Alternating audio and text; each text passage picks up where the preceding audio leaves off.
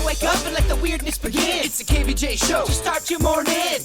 Kevin is the host, and his skin pigment is whiter than Casper the Ghost. Virginia sounds like this. Nickname Vicious Beast, so don't get her pissed. Jason talks like a spaz, and he loves to talk about Bigfoot and stats.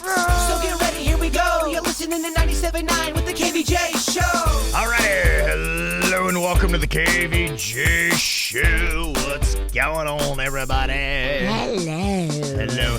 What's happening, bird? Aqua, hello. It's a new day. Are you feeling better with the hip? Every day getting better. Nice. Good. You're moving great, looking good. I appreciate that. I'm just getting ready to dance. Okay. Waiting for that day. We're getting there. Okay. There have been some requests coming in for Captain Crust. How long before we see that superhero back in town? You're going to have to give me a little bit of time just because it's hard to get in that costume right now. He said the only thing holding him back is the fact that the costume, it's a one piece. Okay. And it's really tight. Oh, and you have to be able to bend and contort yourself into it. I'm not quite there yet. Not there yet. Okay. Not yet. We don't want our superheroes limping around. It's not very superhero-like. Captain Crust was supposed to go to Sicilian Oven this week, and we're pushing it back a week. Okay, yeah. Well, it's good to know your limitations. Yes, they're getting Jbird instead of Captain Crust. Captain Crust is on the bench, but Jbird will be there this Friday. Okay, there you go. All right. We'll get back to Captain Crust's physique later. Yeah. Yes. Okay. It's that outfit, man. Captain Crust also needs to go on a diet. Yeah. Because Captain Crust might have put on a couple pounds. Well, it's fun to carb load when you're recovering from surgery. That is the one thing. I was laying around a lot and eating stuff I should not have been eating. Not getting your steps in. I don't know. Have you ever heard yourself getting fat? You just hear it growing.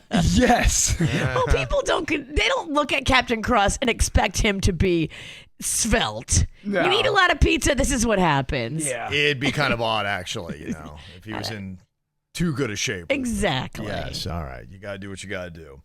Well, just to let you know, we always try to present many different ways to check out the KVJ show because you never know which ways are going to have a challenge.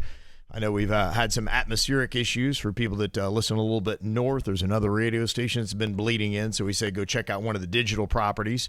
Now, one of those digital properties is giving us a headache, so the YouTube is not working today. We're not really sure why. Is this a punk? Are we getting tricked? No, I just, I realize every day there's going to be challenges. You just got to try to, duck and shoot. So I know the people who are upset that we're not on YouTube right now. We are aware of it, and we're trying to get that figured out.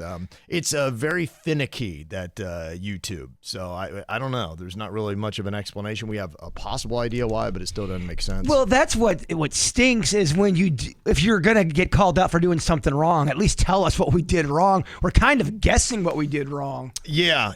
We had gotten booted from the ATS yesterday for something we didn't realize was an infraction. We're still not really sure why it was an infraction. Because other people are doing that very thing on YouTube. Mm-hmm, yeah. So, YouTube, not really sure, yeah. YouTube's a wild, wild west out there. Selective enforcement. We've been marked for death. That after the show is back up on YouTube, though. So, whatever you missed yesterday, you can go watch that. So we did get that up, and we made the adjustments necessary to get it going, and everything was fine on YouTube last night. And then today we got a headache with it. I don't know why.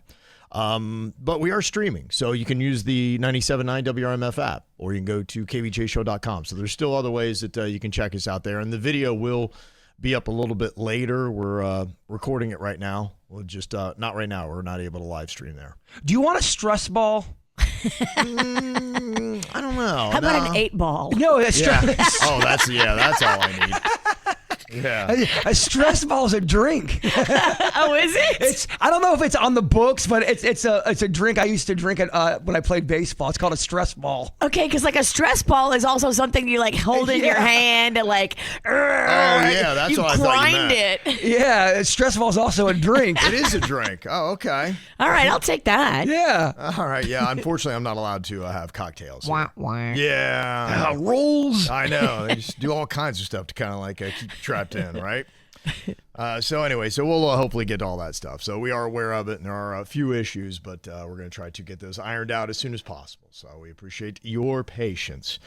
You guys have decent days yesterday? Everything all good? I did. I had a good day. I finally had peace.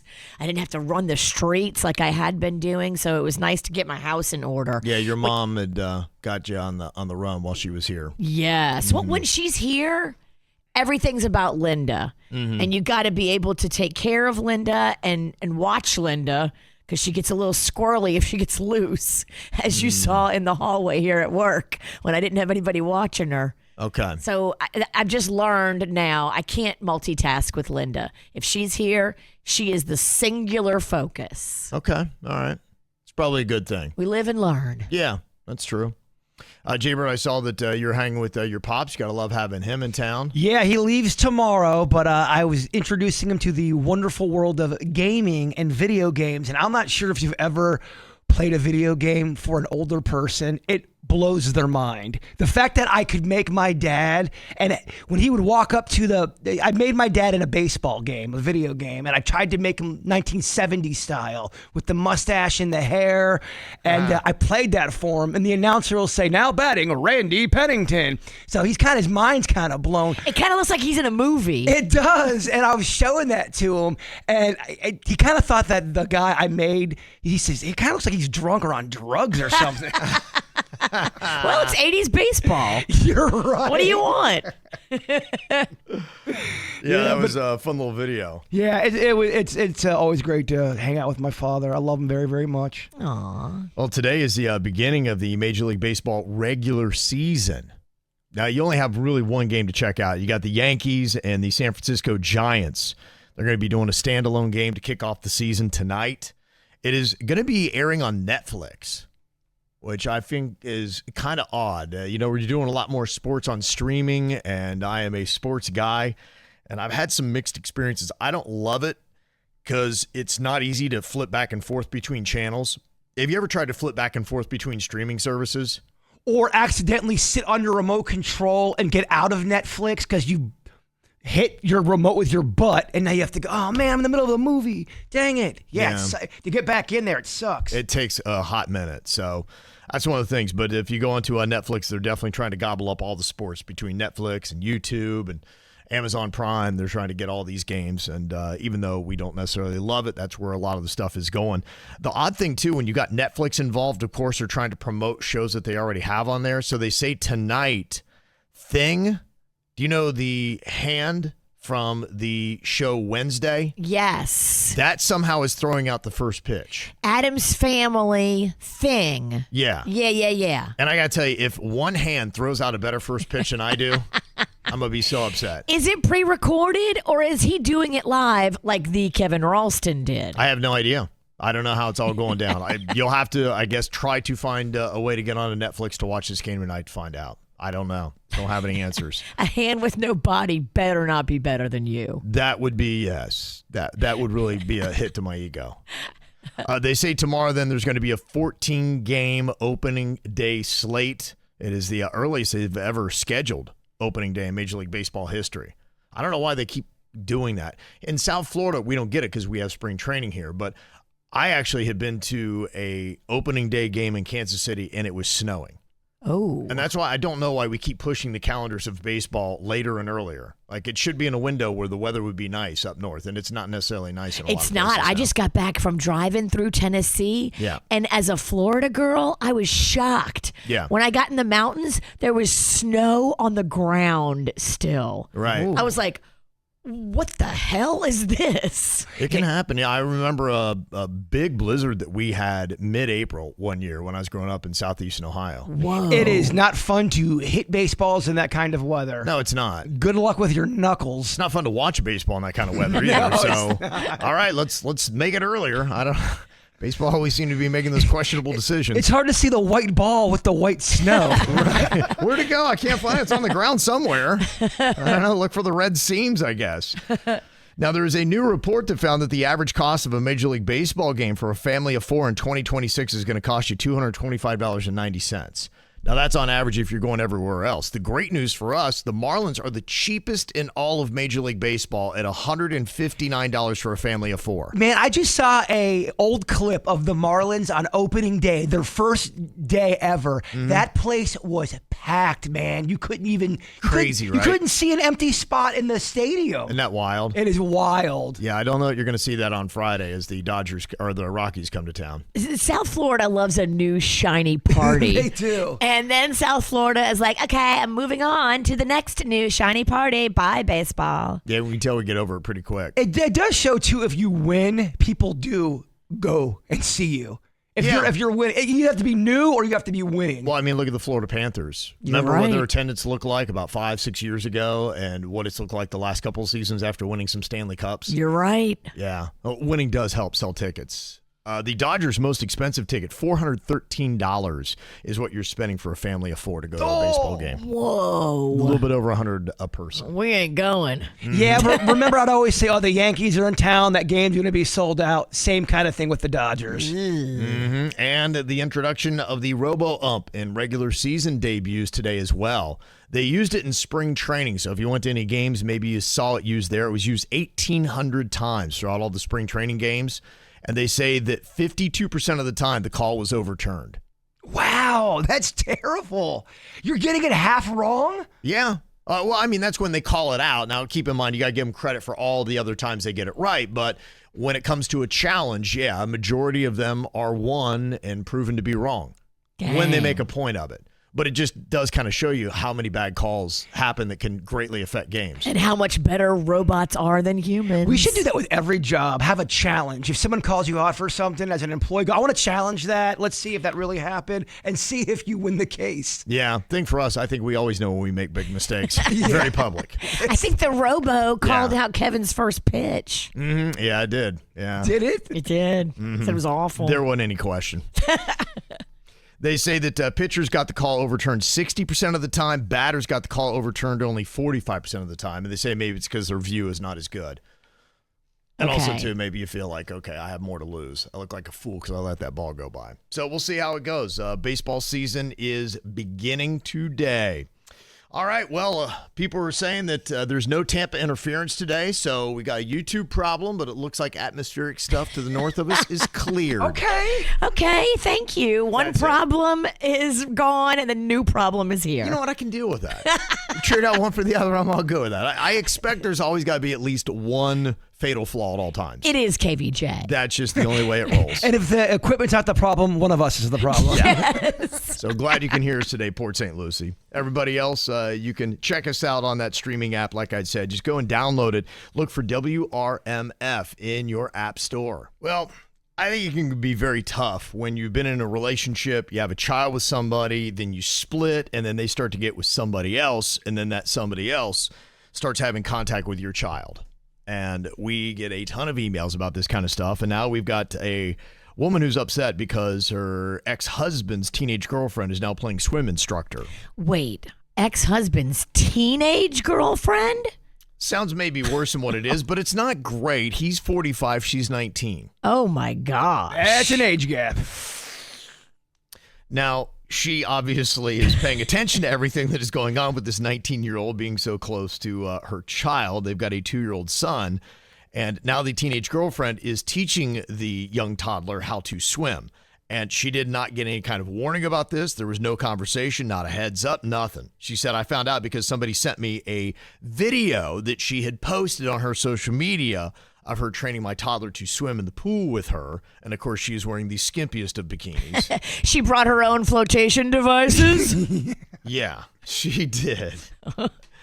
She said, I have joint custody with my ex, and I feel completely disrespected in this. I don't even really know his new girlfriend. I don't trust his new girlfriend, and I definitely don't feel comfortable with her teaching my 2-year-old kid how to swim. Now, do I just need to accept this as a part of co-parenting? Where is my power? Unfortunately, you have to go in front of a judge and explain to the judge how your husband is putting your kid in harm's way. And I don't think you have enough evidence here for that. Yeah, if you brought that to court, I don't know if they would say anything. The judge would laugh at you and say, your husband and his new girlfriend are giving safe swimming lessons to this kid. You will look like a crazy person. There's really nothing you can do about this. He's dating an adult. Now she's barely legal, but she's an adult. And unless your kid is in a dangerous situation where they could get hurt, you really can't say anything about what happens on his legally acquired time alone with his child. Mm-hmm. It sucks. Yeah, that just might be the way it goes. Unless your child is, put in harm's way, and it has to be significant and obvious. And then you have to have video, and you have to have witnesses, and you have to go before the judge, and you got to have your day in trial and your lawyer there and pay that person. Like, it's a whole big thing to prove that your spouse shouldn't have custody of the kid. If you get divorced and you have a kid, is there anything you can put in the paperwork after saying we have to always talk about what they're doing, or if they're going to learn how to swim, we both have to agree on that? Is that something you can put in there? Absolutely, but you have to do it before the child custody agreement is signed off on by both parties. If you don't put stipulations in there and you guys just do a 50-50 split, then when the person has the kid on their 50% time, barring risk of hurting the kid, you can do whatever you want. From her perspective, should she be upset or actually even happy maybe that this woman, the teenage girlfriend, is posting these videos? Because now at least she can kind of keep an eye on what's going on. And if she would post anything where she's endangering the child, then she would have power, right? Because you've got a 2-year-old by a pool, and that, under the wrong supervision and training, can be deadly. I mean, it's probably so hard to sit on the sidelines knowing this is going on. But at least, hopefully, you can, like Kevin said, watch the video and see your son improving at swimming and know that, if anything bad happens in the future and he falls in the pool, he can at least save himself. But on a human level. Human level, right. You're going to be, I can't stand this 19-year-old. Like you're saying, oh my gosh, she's in a bikini. Especially if he cheated on you with her and now he's with her. I mean, that is a tough pill. And the other thing, too, is that 19-year-old is going to get all the credit. Let's say the kid learns how to swim and does get better and is safer. Now she gets the credit of, I just made the son better. I'm protecting your son, and that's got to get under your craw. Mommy Bunny Jugs taught me how to swim. Mm-hmm. And then he starts calling her mommy. Some people are bringing up the point that she does have a toddler in a pool. And is she qualified to do that? Because all it takes, as we found out here in South Florida, is one moment of lapsed judgment, and your 2-year-old is drowning. Absolutely. And that would be a conversation that I'd have. Be like, obviously, here's video. I would talk to my ex. I'd be like, there needs to be supervision of her supervising our 2-year-old. I don't want her unsupervised with our 2-year-old by a pool. I think that's a valid concern that you can raise.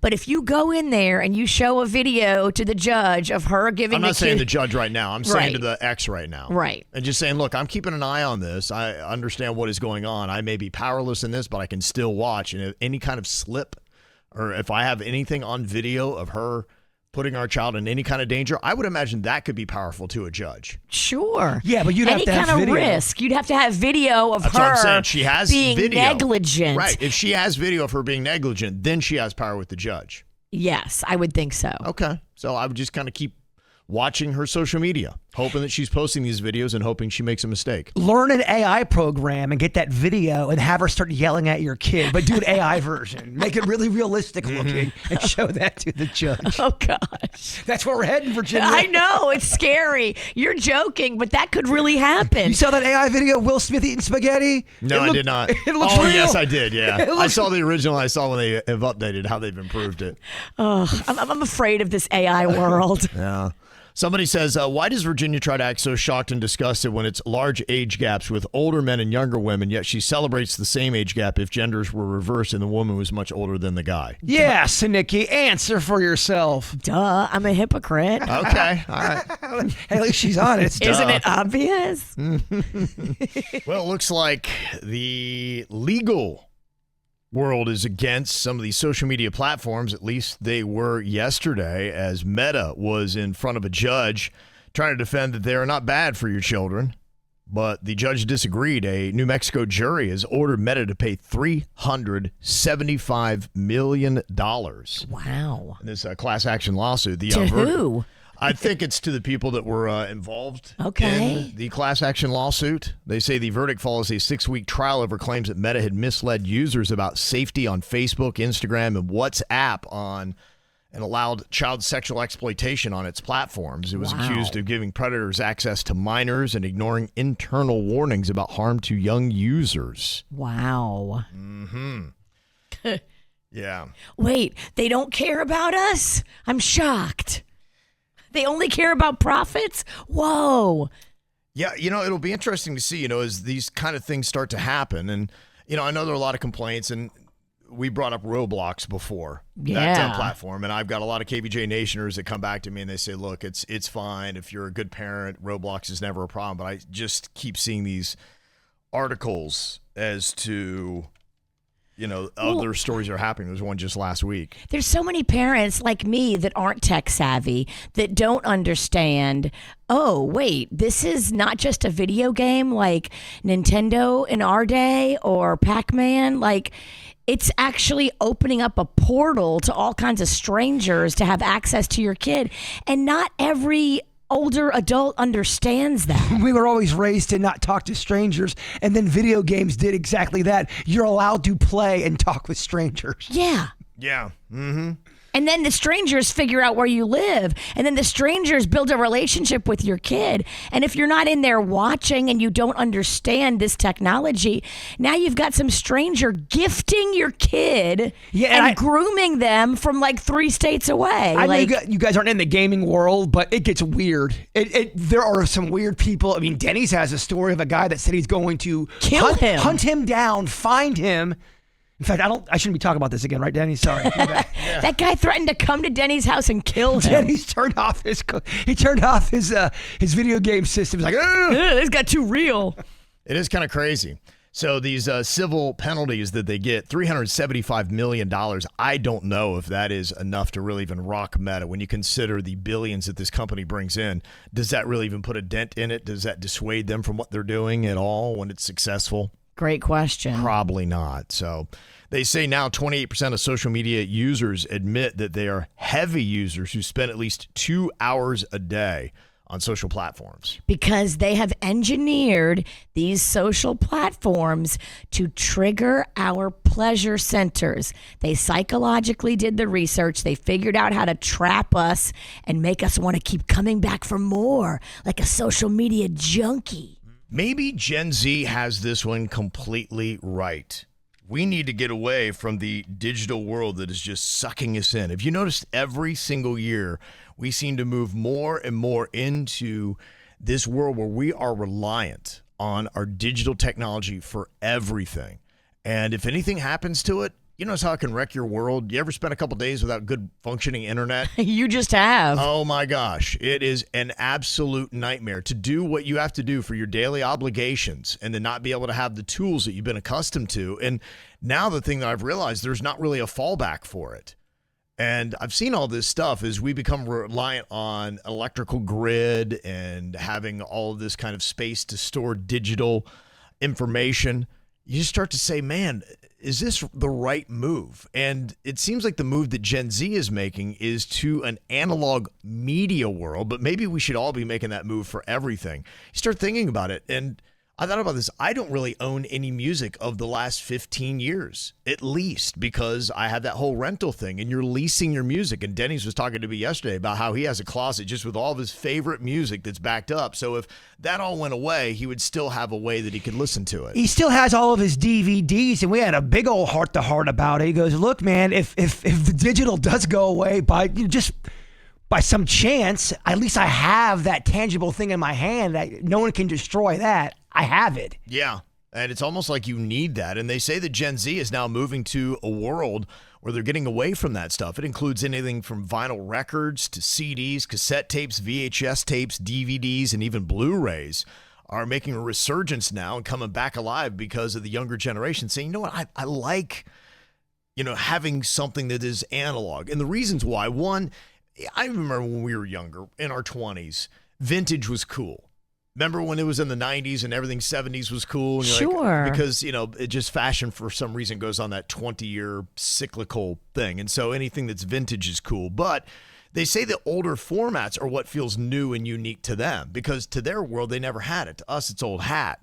And they're saying, look, it just seems warmer. It's more immersive. When you get vinyl, you can have artwork, packaging, liner notes, all these kind of things that really bring it to life. It's something you can actually hold and you own it. Yours. It's in your cabinet. You can look at it with pride. Mm-hmm. You can even see it with toys. I'm talking about toys you could hold in your hand. Yeah. No video games, not anything digital. But if you're trying to find toys, they've lost their heart a bit. There was something special 70s, 80s, and 90s where a lot of these toys, they'd write backstories on the back of the card that have great artwork on there. And now it's a little cold. I think Taylor Swift has done a brilliant job of really bringing in her younger fans that would want something vinyl-wise. They're saying things like limited editions are creating a sense of identity and value, and she is doing that very well. She's come out with so many different versions of her albums, and her biggest fans, they want every single copy of that album. We should do a limited edition KVJ calendar. Too hot for radio. I think we did that. You and Kevin were in all kinds of compromising positions. Well, let's do it worse now that we're older and grosser. Yeah. When we should be putting on clothes, let's take them off. Yeah, let's put more clothes on and do a calendar. Another argument they made, I think, is kind of unique as well. They said watching a DVD feels more like a planned activity and not just background noise. Because you have to get up and do stuff, and you don't want to do all that for nothing. If you got your remote control, you're just flipping through it. I put in effort, and a lot of times you are seeing that where people are just putting on comfort watch, stuff that is riding in the background, and in a sense, it becomes cheapened, and it's not as special. It's not an event. And you're not really giving it your total focus. Yeah. Maybe you put a DVD in, and then you're like, all right, everybody gather around. We're going to watch this. Yeah. And they say that part of the younger generation, too, is getting a little bit burnt out by the constant scrolling. We're just like, yee. When you seek something out that you want to watch, you're not in that limbo mode. And I've noticed that. Where I'll be sitting there, I'm in limbo mode for 10 minutes as I'm scrolling through stuff. And then finally I get that pleasure center ding, ding, ding when I find something great. But then it's another 10 minutes and you kind of grow a little bit numb after You do. that. And then when you put it down finally and you realize, oh, wow, I just lost 45 minutes of my day and I really only got like one or two things that were valuable to my life. Like 45 minutes for one thing is not a good time exchange. Yeah, you're right. And you just need to realize that. And maybe set an alarm on your phone that will tell you, okay, you've been scrolling for 10 minutes. Put it down. Go do something else because you're falling down a rabbit hole. I usually know when I've been scrolling too long because I start to get depressed, kind of. Yes. I start to get a depressed feeling. I go, you've been on this computer. What are you doing? Yeah. Go outside and go cut some flowers or something. Yeah, that's the burnout they're talking about. And they say just with the physical media that you have, it just offers a break from digital life. And I think the younger generations get a bit burnt out and they want to make changes. And some of the texts we've already got, one says, my daughter is 16 and she has started collecting DVDs and CDs. I love it. 16-year-old. And another text says, my older girls are 13 and 14, and for this past Christmas and their birthdays, they asked for CDs. I was very surprised about it. They said they want a CD so they have the music and don't have to listen to the ads on streaming. Yeah, and they're not a slave to Apple Music or Spotify or wherever you go to get your music. You don't have to have a middleman. Well, back in the day when you'd buy a CD, maybe you liked 3 songs of 10 songs that were on there, but you were forced to kind of listen to those other songs, and you kind of had a respect for songs you never would have listened to. You could fall in love with other songs on the CD or the album. And I think that's how you connect with an artist, when you start to really kind of, do a deep dive with them. Mm-hmm. Yeah, it's really interesting just to see where it's going. And another thing that they say the younger generation is doing is going to movies a little bit more frequently than other generations have. I love going to the movies. Me too. I'm a little salty. The last time I never got that movie theater popcorn, and I'm still holding on to that grudge, Kevin. You are, huh? Yeah, and when you have big hits that come out, it just, again, it seems like it's an event. And I think that's what they're saying. That it's almost like streaming at home has cheapened the viewing experience. And they want to have that fully immersive movie experience where you're really into it and you're not distracted. Because if you're watching a movie at home, how often are you then picking up your phone and scrolling through that as the movie's going on? You're not even engaged to the movie itself. You're right. On-demand culture, it does make things quicker and speedy, but I kind of feel like sometimes you lose some of the magic. Yeah. They say 53% of Americans attended movies in theaters during this past year, but younger adults were leading the habits. 2/3 of those age 18 to 29 were attending compared to 39% of adults 65 and older. So it's kind of odd that it's the younger generation that's running to boomer tech. Okay, they're going to start smoking in restaurants again. Well, it's the whole rebellious nature, of like younger people. They're like, no, I don't want to do it the way my parents did it. I am doing it my way. Well, they kind of are doing it like their parents did it, though. Back in the day. Yeah. Well, like my parents are doing it now. Got ya. In the here and present.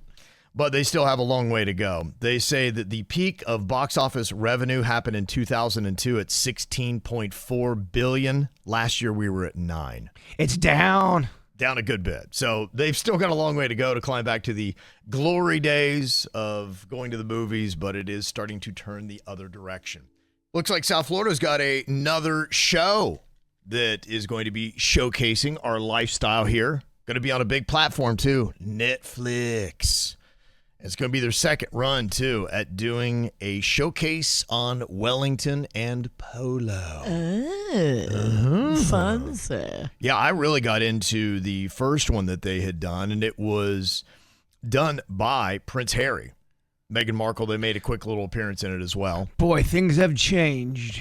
Yeah, they have. I think they're just trying to find anything that kind of sticks right now. So, yeah, they have not had a good run on some of the stuff that they've done for Netflix. She's one heck of a baker, Kev. Yeah. Let me take this cracker and put some jam on it. Look, cracker jam. What? Yeah. Is this real? This is high. This is elevated. They had a deal with Netflix. Netflix came back and said, yeah, we're going to have to renegotiate. And so they kind of brought it down a bit, and this is going to be the project they're going to go on. Because I guess the polo documentary that he had done was probably the most successful thing that the former Royals had done for Netflix. They had 1.1 million views, about 4.5 million hours watched. I don't know if it's true or not, but I heard the Netflix, the whoever's in charge of it, he won't talk to Meghan Markle's people unless his lawyer is present on the phone with them. That's the rumor. Oh, really? That's what I'm hearing in the dirt of the J. Okay. Who won't talk to them? The person from Netflix will not talk to Meghan Markle or her people without his lawyer present because I guess she's just tough to really deal with. Smart. Yeah. Yeah, I mean, if you're talking to anybody about business stuff on this level, I would highly recommend having an attorney present because you don't know what you don't know. Yeah, you don't know. Now, the one thing I am looking at this with, and it's going to be different than what they had done with the documentary on polo in Wellington, this is going to be a scripted polo drama series. So it's not a documentary kind of like the first one. Yeah. Now, the former Royals are going to be the executive producers, so Harry and Meghan Markle's company are going to be taking care of it. Oh, she's definitely going to be in it then. She'll have a cameo. Yeah, she's an actress. You think she's not going to cast herself? Of course she is. I'll bet my nose and Virginia's that she does. I think it'd be a great move for her, honestly. It'd be interesting to see. She was a good actress. You know, when she was on Suits, she was solid on that show. Yeah, that's how she got Harry acting like she didn't know who he was. Oh, is he kind? Yeah, she was good acting on Suits. She's not good acting in real life. That's the weird thing. I saw her on a soap opera acting, too, because I was watching her highlight reel. She was like, Harry who? And then people ratted her out in her personal life and said she had one of those vision boards on her wall with like Windsor Castle and pictures of Diana, and then pretended like she didn't know who Harry was. I was inspired watching her baking show because it made me feel like, yes, I can do this. I can put cheese on a cracker and act like it is unbelievable. Cracker cheese. Look at this. Oh, let me put some glitter on it. Oh, art. What? The drama series is going to focus on rivalry between two teams in Wellington. Okay. And it'll have to do around polo. And that's what you kind of saw a little bit in the documentary, but maybe they didn't love having their lives exposed and they didn't want to do a documentary. I know a lot of the people in Wellington, the equestrian community, they are very insulated. They don't seem to like all the attention. I know because I've tried to pry, and they're kind of like, yeah, I think we're good. With wealth comes insulation. Like, oh, let's get all the scandal. Let's really blow it all up. They're like, yeah, it's not really what we do. Like, you don't want me to tell all the dark secrets of this kind of stuff. It'd be fantastic. You guys got so many great things going on out here. If you don't want me to tell your secrets, don't tell me your secrets. I think that's why they don't tell me their secrets. I got a big mouth. Uh-huh. The Netflix chief content officer, Bella Baharia, is dismissing reports that they've had a falling out with Harry and Meghan. Oh. So they said, don't believe whatever you read. So we'll see. No word on exactly when they're going to be dropping that or who exactly is going to be a part of it. But you hope it's successful because ultimately it will showcase the polo in Wellington. You're which right. Could be a good thing for South Florida. It's the KVJ Dirt of the Day. It's the KVJ Dirt of the Day. Virginia, take it away. Cause you know we need that Dirt of the Day. This Dirt of the Day is brought to you by my favorite closet people, closetsbydesign.com. Well, Paris Jackson is filing paperwork with the court challenging the estate of her late father, Michael Jackson. She is saying the estate is mismanaging the money that she's entitled to by producing this movie. But she says, look, they're not just producing the movie. They're having mounting unnecessary costs and production changes and recasting and mishandling lots of aspects of the project. Now, the estate is firing back and saying, oh, Paris Jackson, you don't understand how Hollywood works. This is a large-scale film production, and no, we're doing it the way we should be. But I can see why they have beef. Apparently, they have spent a lot of money on recasting and reshooting after they've already done a bunch of work. Then they're like, no, that's not what we want to do. We want to do it this way. And then they keep redoing it over and over. And wouldn't that be a great way to bilk an estate out of a bunch of money and then say, you don't know how Hollywood works. This is something that happens all the time, little girl. So it's good that she's questioning it. It's good that she's going to make them show that, okay, there's not some kind of backdoor funneling of funds from the estate to the people that manage it by putting it through this production company and this movie. You have to ask questions when there's large amounts of money being taken from you, and I applaud her for doing that. She may not understand how film production works, but this is why you ask questions in court and you make them show their work. Good for you, Paris. In other news, it looks like Willie Nelson is going to be on the road again. Get it? Is that your joke, or was that pre-written in the prep service? It's pre-written. Okay. But I didn't hate it because I love Willie and I love that song. And yeah, he is going to be joining up the Outlaw Music Festival where he will be headlining. It's Willie Nelson and family.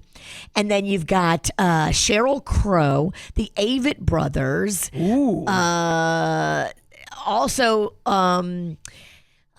Margot Price, Sierra Hall, Robert Randolph, a bunch of names that are going to be a part of this. So the good news is all the heavy lifting is not just on Willie. He's got a lot of support here, and they'll probably bring him out and do a few songs and then let him go chill in the trailer, which I think is what he deserves at this point in his career. Let Willie do 2 songs and be out. Thank you. Just let him come out and do 2 songs and then let him go back to the trailer. I mean, he's in his 90s, right? Yeah, he's in his 90s, right?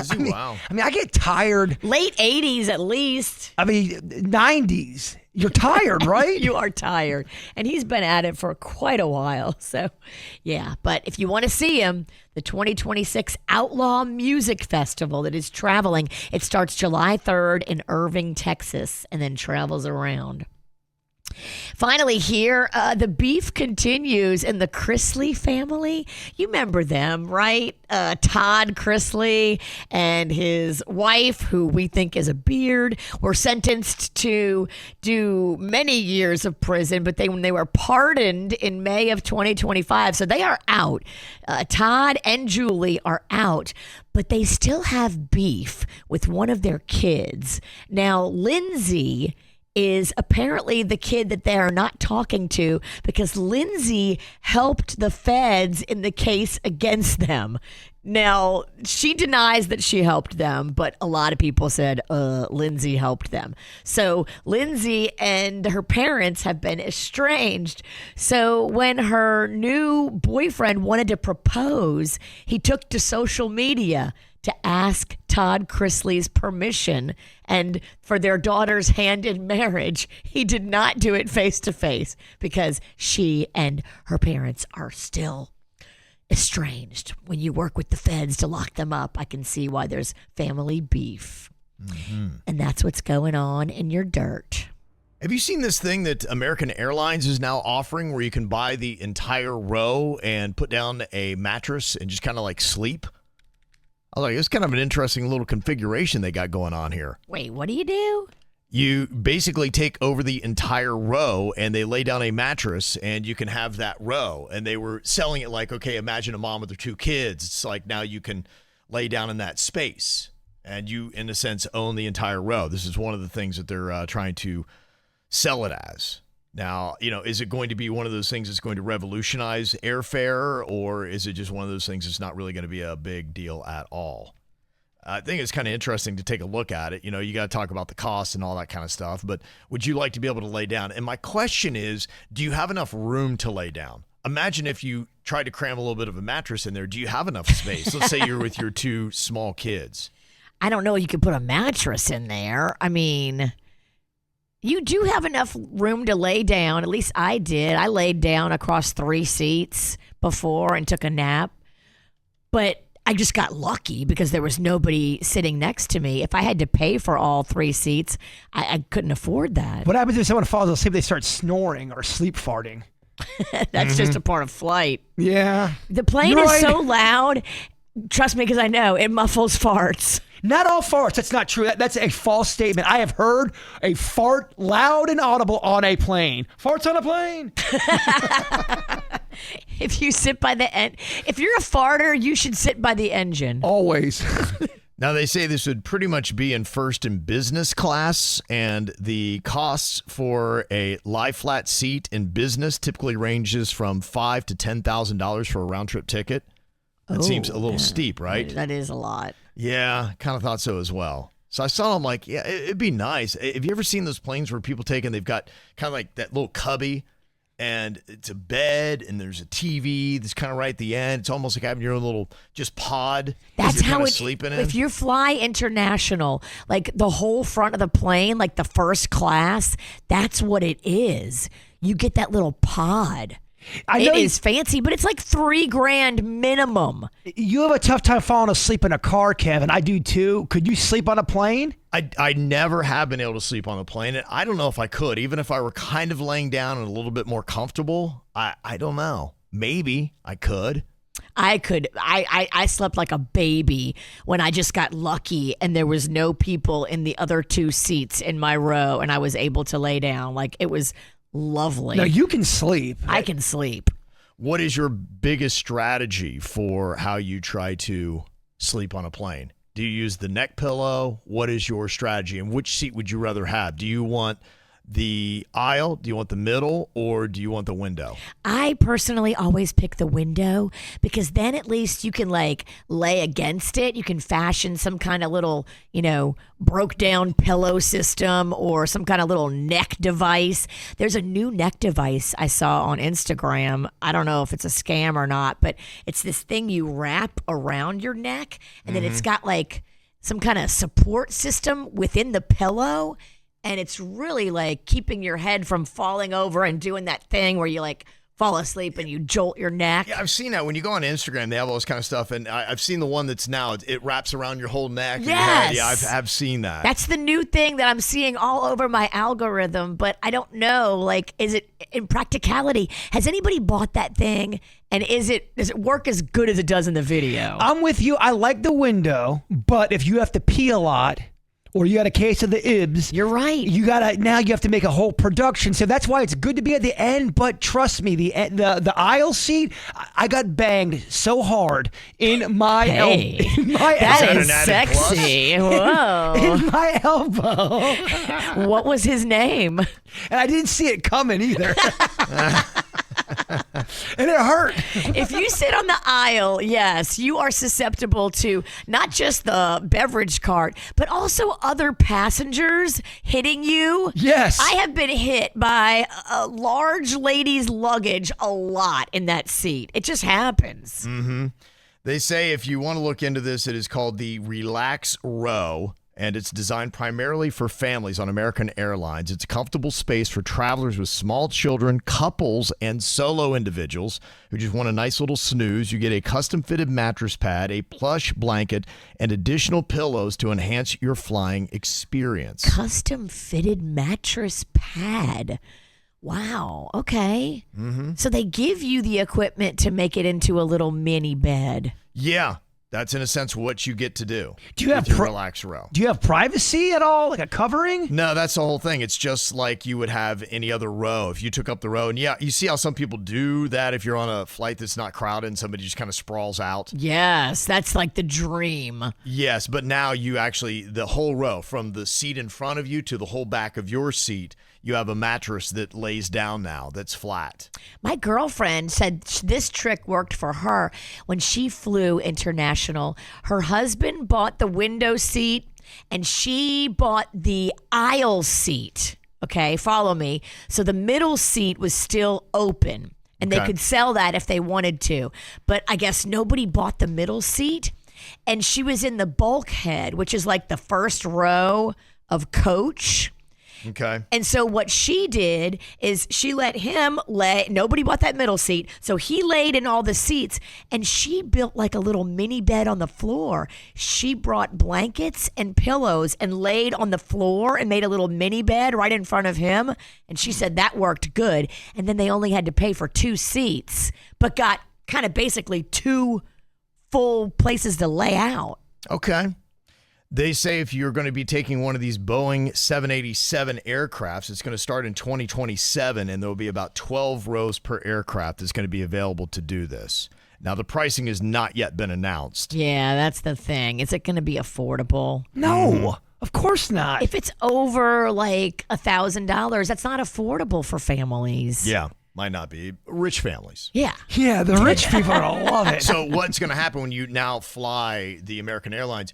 You, the poor person, get to watch the rich people now buying the whole row and sleeping while you're sitting there all uncomfortable with your new twisty neck pillow you bought off Instagram that's completely ineffective. You already have to walk by those cool pods. Mm-hmm. Now you have to walk by the new mattress family. Yeah. And then you're just in the back all cramped in like sardines. Tammy is on here from Delray Beach. She has an endorsement of that neck pillow you were talking about. What do you think about this thing, Tammy? Is it worth it?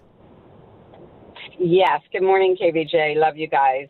Love you. Yeah, I bought it. I bought it during COVID. It actually was out during COVID, and I was able to wrap it around my face, and then I could breathe better than having the mask on, and my face was covered. But you can actually sleep in the center or the aisle seat, and I bought one for all my airline friends, and they take it when they travel. You really can sleep with it. It totally supports your head.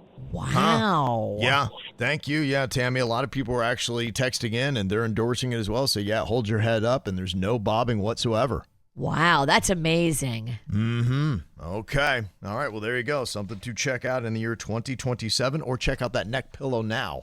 Apparently, it is worth going to grab. All right. Well, just to let you know, we are having some issues with the KVJ YouTube today, so we're on the WRMF YouTube channel. So if you want to go check us out, we are there. You can run there. But the video and the whole show for today will be on KVJ's channel a little bit later on today.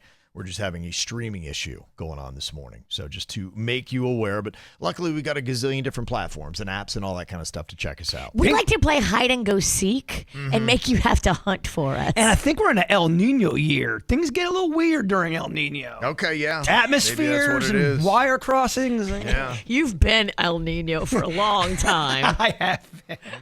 Well, we have all got them. The question is, what are your random strong opinions? You can always text them into the KVJ Show, 877-979-WRMF, 877-979-9763. One person said, if here for my random strong opinion is all about the people taking the left lane. They say it is not a travel lane, it's a passing lane. Get out of the left lane, and yes, you're actively passing somebody. Okay. What if you're keeping up with the speed or you're a speed demon? Don't you stay in the left lane? Yes. If you're a speed demon, you do stay in the left lane. And you're passing everybody. So you're both right. Because if you're speeding, you kind of don't care about the law. And then if that's the case, you don't care if you're going to go in the middle lane. The problem is the person who is in the left lane who doesn't understand that it's a fast lane and it's meant for passing. And they're going like the speed limit or under. And you're like, you're going to cause a wreck. Yeah, it's true. It's true. You're the problem. You're so much more the problem than even the speeder. This random strong opinion says Ryan Gossling is not that attractive. He's a great actor. I don't think he's bad looking. I don't think he's bad looking either. He's a good looking dude. He's not the best we got. Chicks love him. They dig him. Of course they do. He's a movie star. Okay. This random strong opinion says decorative items are dumb. Why do we have pillows, towels, candles, and plates that we are never supposed to use? What is even the point? Eye candy. If it's eye candy and you love to collect that stuff, I get it. But yeah, it is weird to have that one room where you're not allowed to touch anything and there's a couch there. I mean, your whole house is filled with eye candy. But you can touch it. I don't care. You know, the figures fall. They break. This random strong opinion says green peppers are disgusting and bitter. Yellow, orange, and red are delicious, but I can't stand green peppers. Red are sweet and lovely. So that must be the one I love then. There's one pepper that is delicious to me. If you cut it up real fine it must be the red pepper. Yeah, I love a red pepper. Ooh, and some hummus. I'm kind of a pepper guy these days. You are? Wow, look at you. Sweet, not hot. Yeah, I don't like hot things, but Right. I think there's a red pepper, too, that you can eat that's kind of soft and not that bad. We should play pepper roulette. Now that you're into peppers. Yeah. He still can't do hot stuff, though. You want to dance? I do want it. I really actually want to dance. I just don't know if he can. We just got him back, Virginia. I know. She's already trying to put me in the urn. Tomorrow, pepper roulette. A random strong opinion. If you're at a dance competition in the audience and are using a horn to make noise to cheer for your dancer, you need to be removed from the auditorium and permanently banned from being around people. You're an a-hole. It is so loud and obnoxious. Okay, this is, I believe, from a cheer mom that is very upset. She has a very strong random opinion. Well, I kind of see your point. I think sometimes you can manipulate it to where you think there's more going on with the air horn. And I think it's kind of a crutch. Well, an air horn, if you're sitting side by side with other fans, is so aggressive. You can't be setting off an air horn in general admission. Air horns, and I know Kevin knows this because you would see it in baseball. I know you probably saw it in softball. The loud bell that constantly keeps going on during a game.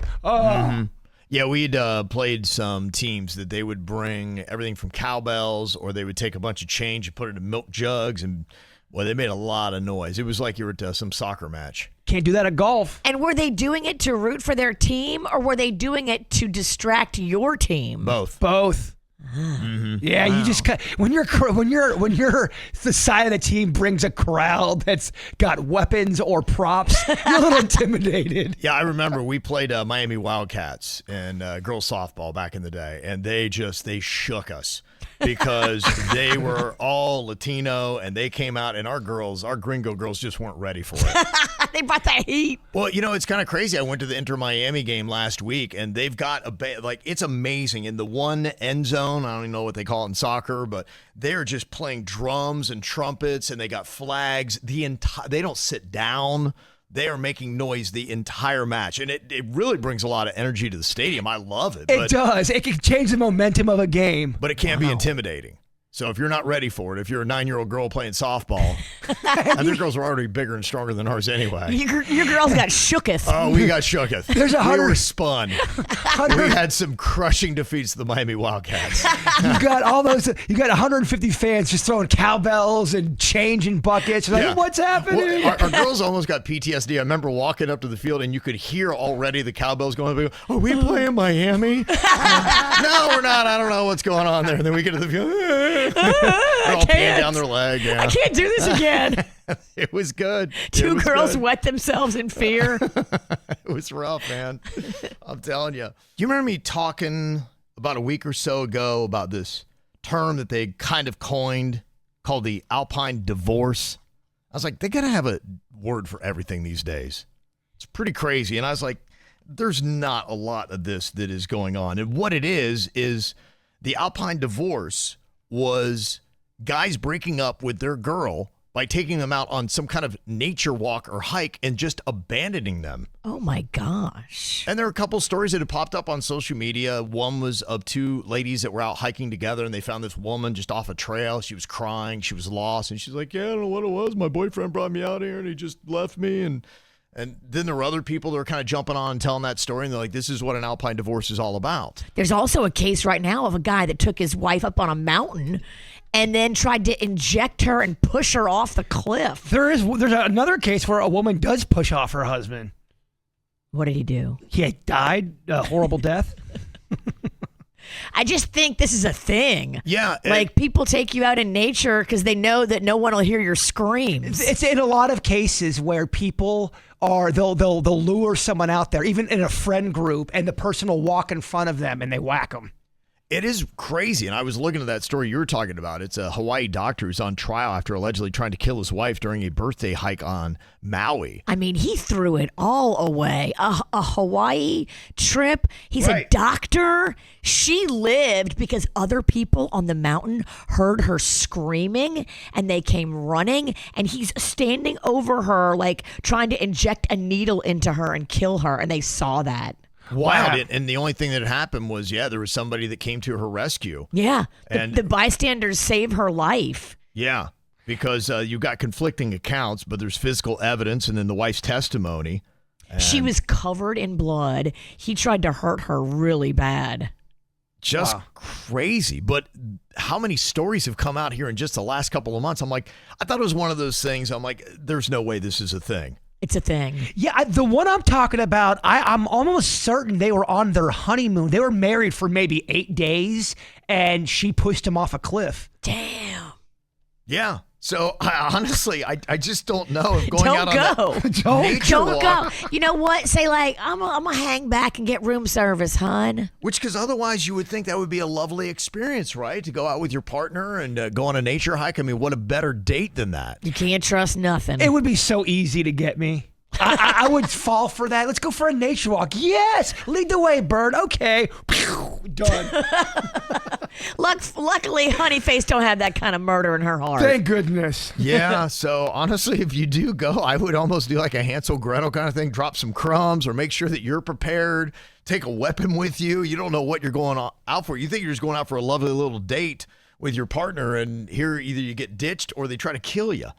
Especially if you got like life insurance policies, really don't go. Well, I think part of it does make a little bit of sense that this is the thing now, because where can you go anywhere on planet Earth where there are not video cameras to document, your murder or you doing something awful. But if you take them into nature, that is the one place really we have left. You're right. That you really don't have an influx of those cameras that would provide evidence against you. 85% of the documentaries or specials I watch about any kind of terrible thing that happens with violence, it usually happens out in the woods. Don't let them take you to that second location in the woods or you're done. But you're right, Kev. They'll drive any friend groups, whether it's an estranged lover, whether it's just a serial killer. They love the woods, baby. Mm-hmm.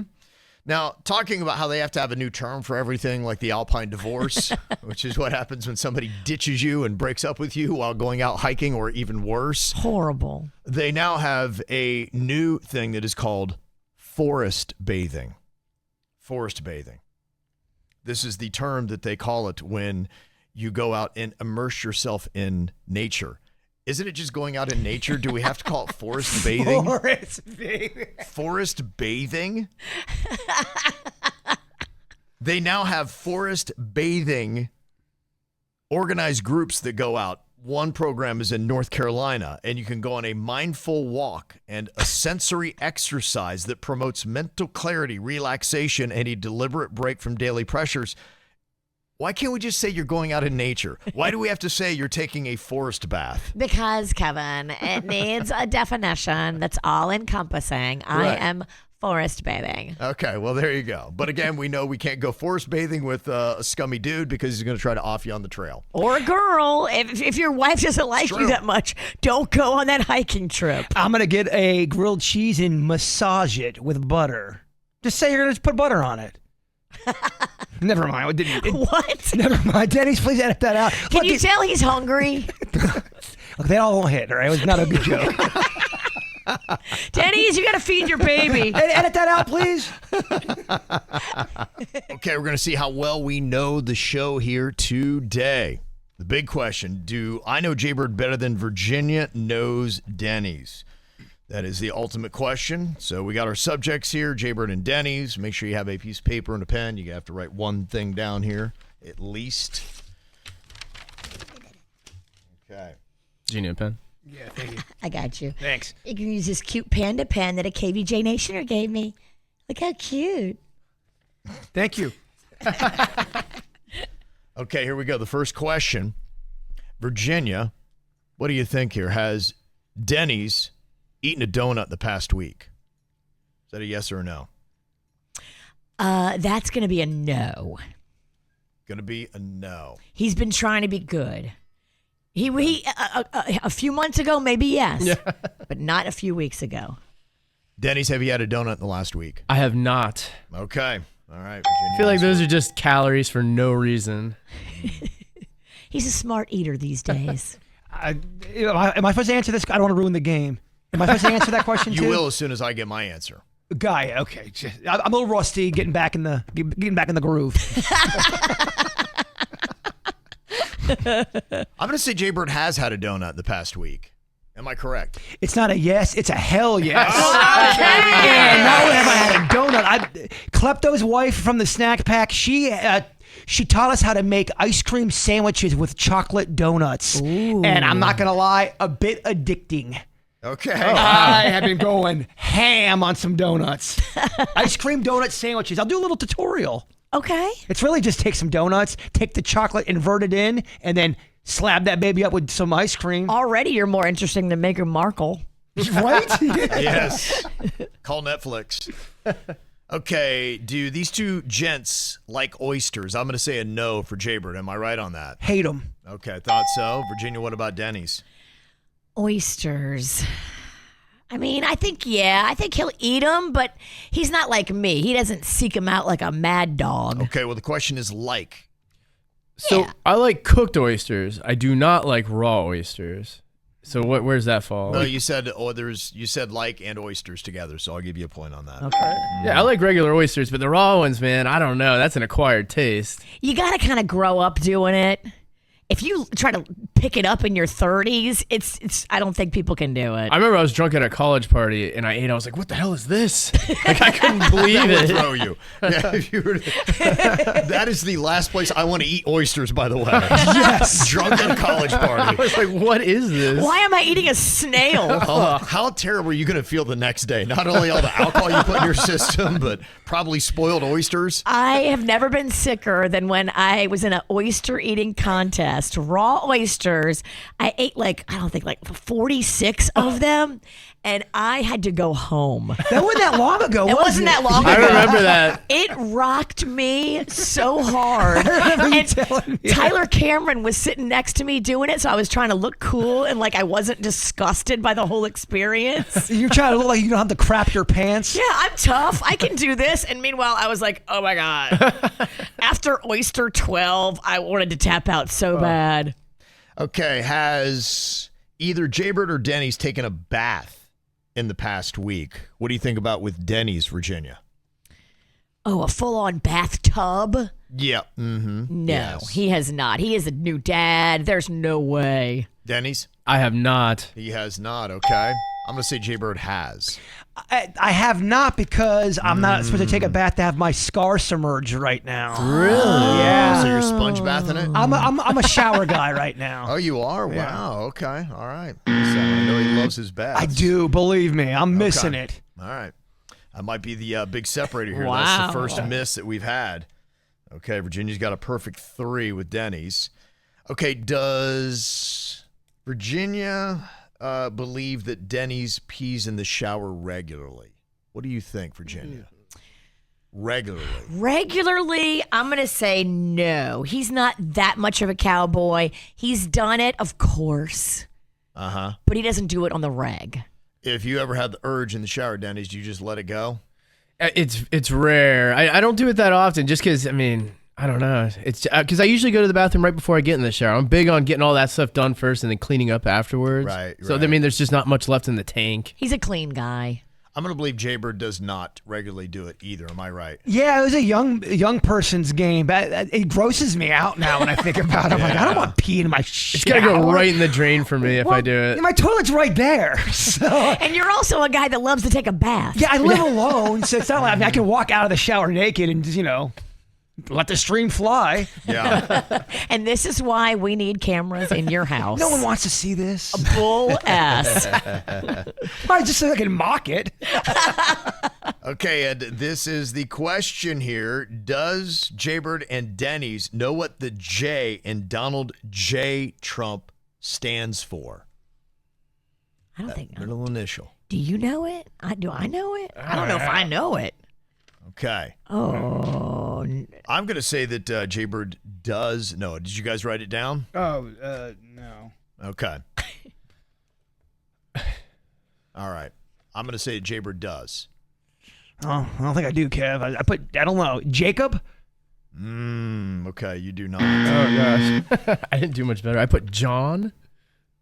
And Virginia, did you think he knows? I put no. He doesn't know. And you're wrong because he does. Really? It's John? Don John. Don John. Don John? You guessed on that? I just picked a J name. Wow. I couldn't think of any other J names right off the top of my head. How about that? Okay. Wow. Just like that. Are we tied? Is that a common middle name? No, because we missed it as well. I thought he would. We got 3 out of 5. You got 4 out of 5 in the win, Virginia. I don't even think I know what the W in GW Bush. Do you know what does the W stand for? Oh, yeah. Good question. George W. Bush is Is it Wilbur? I think it's Walker. Yeah, I think so because you got H.W. Herbert Walker. Oh. But it's only because it's a lineage thing. Yeah. Yeah, I think that's what it is. I think you're right, but I'm not positive on that one. And this is where you get your politics from. Yeah, don't come to us for anything political. What a terrible category, though, on Jeopardy. I'll take presidential middle names for 1,000, Alex. That'd be so hard. No, that would be terrible. It's the KVJ Dirt of the Day. It's the KVJ Dirt of the Day. Virginia, take it away. Cause you know we need that Dirt of the Day.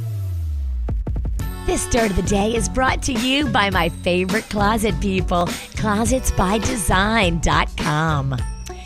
Well, I think it is so fascinating that Chapel Roan is being called out because I think she thought she could get away with being mean to regular people, but she was accidentally mean to a little girl whose dad is Jude Law and whose stepdad is a very, very famous Brazilian soccer player.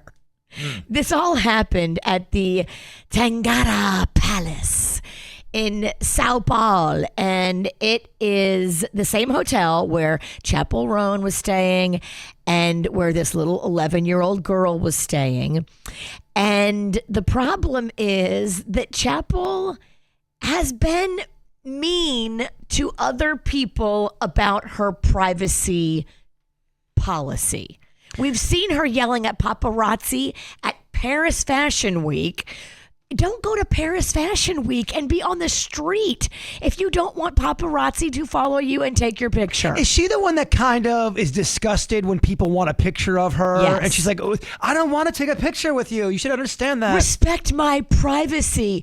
Well, you're famous and you're standing on a busy street corner during Paris Fashion Week when there are literally thousands of photographers in town. Girl, what the hell are you thinking? It's not a good look. And so I was very curious because immediately after it came out that she had made this little girl and her mother all upset, the little girl was crying at this hotel, the Tangara Palace. Chapel Roan took to social media to quickly say, because she had to, because this little girl went viral with the story. It's a big story now because of who her daddy and her stepdaddy are. Well, Chapel was like, oh, I didn't even see the little girl. I didn't even see the mother. I had no interaction with them whatsoever. And that wasn't my security. Must have been hotel security. Well, the hotel has now issued a statement. And this is fascinating to me because they're like, oh, no.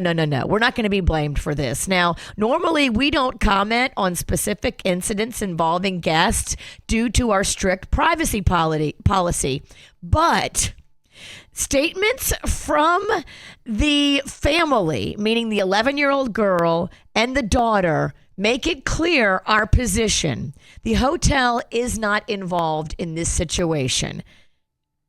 Meaning it was not our security guard, as Chapel was trying to say.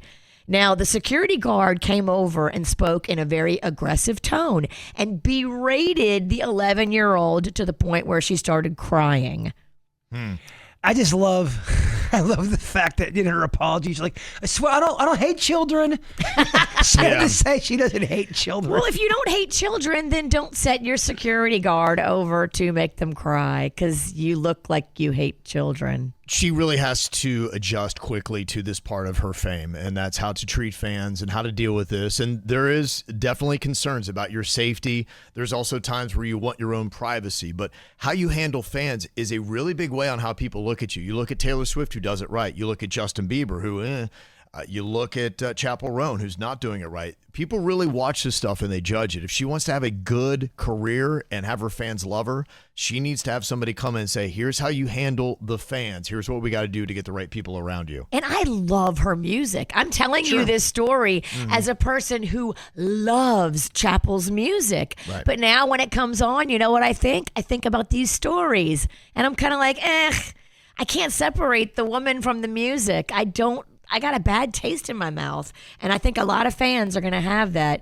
You better get it together, girl. In other news, even though Kevin says that Ryan Gossling isn't that good looking. I never said that. He is a nice person. So Ryan Gossling just helped out this bakery right here in Florida. There's a bakery in Tallahassee that he just talked about when he went on Late Night with Seth Meyers. He was promoting his new movie, Project Hail Mary, but he saw somebody who worked with him on a different project who had been feeding him these homemade Pop-Tarts that were made by her sister's bake shop in Tallahassee. Well, as soon as he plugged the bake shop in Tallahassee, The bake shop got flooded with thousands of calls and requests for these homemade Pop-Tarts. Jbird, I know you are an aficionado of homemade Pop-Tarts. Don't those look delicious? Yeah, I've had a lot of homemade Pop-Tarts because one of my friend's mom used to make them. They are night and day compared to the store ones. They really are. The store ones taste like chemicals. These are, it's like almost like a cake. You're right. It's amazing. And finally here, talking about late night comedy shows, Vince Vaughn just went on with Theo Vaughn, different spelling, and they were talking about the downfall in the ratings of all of these late night talk shows. Here's what he had to say. The podcasts have gotten so much more popular with less production, less writers, less staff. But yeah, because people want authenticity. Yeah. And I think that the talk shows, to a large part, became really agenda-based. Yeah. They were going to evangelical people to what they thought. You know what I mean? And so people just rejected it because it didn't feel authentic. It felt like they had an agenda. And it stopped being funny, and it started feeling like I was in a class I didn't want to take. But if you look at what happened to the talk shows and why their ratings are low, it's got only to do with the fact of what you just said, which is they all became the same show. Yeah. And they all became so about their politics and who's good and who's bad. And it's like, imagine sitting next to someone like that on a plane. Oh, Bro, you'd be like, how do I get out of this seat? I would fart right next to Holy him. cow. He's right. You know, he's kind of pointing out the obvious, and we never really talk about it. But yeah, those shows are not authentic. They look like they're highly produced, scripted. Even when they're trying to like have a impromptu moment, you know it's not impromptu. Wait a minute, when Jimmy Fallon does all those songs with Ariana Grande and all the celebrities, they're not doing that off the top of the dome? They're not. That's produced? And it's obvious. So, yeah, we are leaning more towards the things like podcasts, the things that are more real. And yes, Theo Vaughn does have a vested interest in Vince Vaughn promoting podcasts over late night comedy shows. But I heard that too. Conan was talking about that because Conan does a podcast as well. And he said he went into someone's podcast studio. This is when he was still on his show. And he looked around and the podcast was doing really well.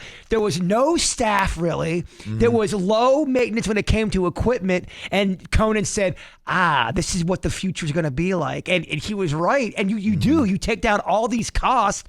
You don't have all these writers you have to pay. Yep. You don't have 10 camera people you have to pay. You're right. You can do it all yourself. You just have a highly entertaining host who knows how to do an interview, who knows how to make it funny like Theo Vaughn does.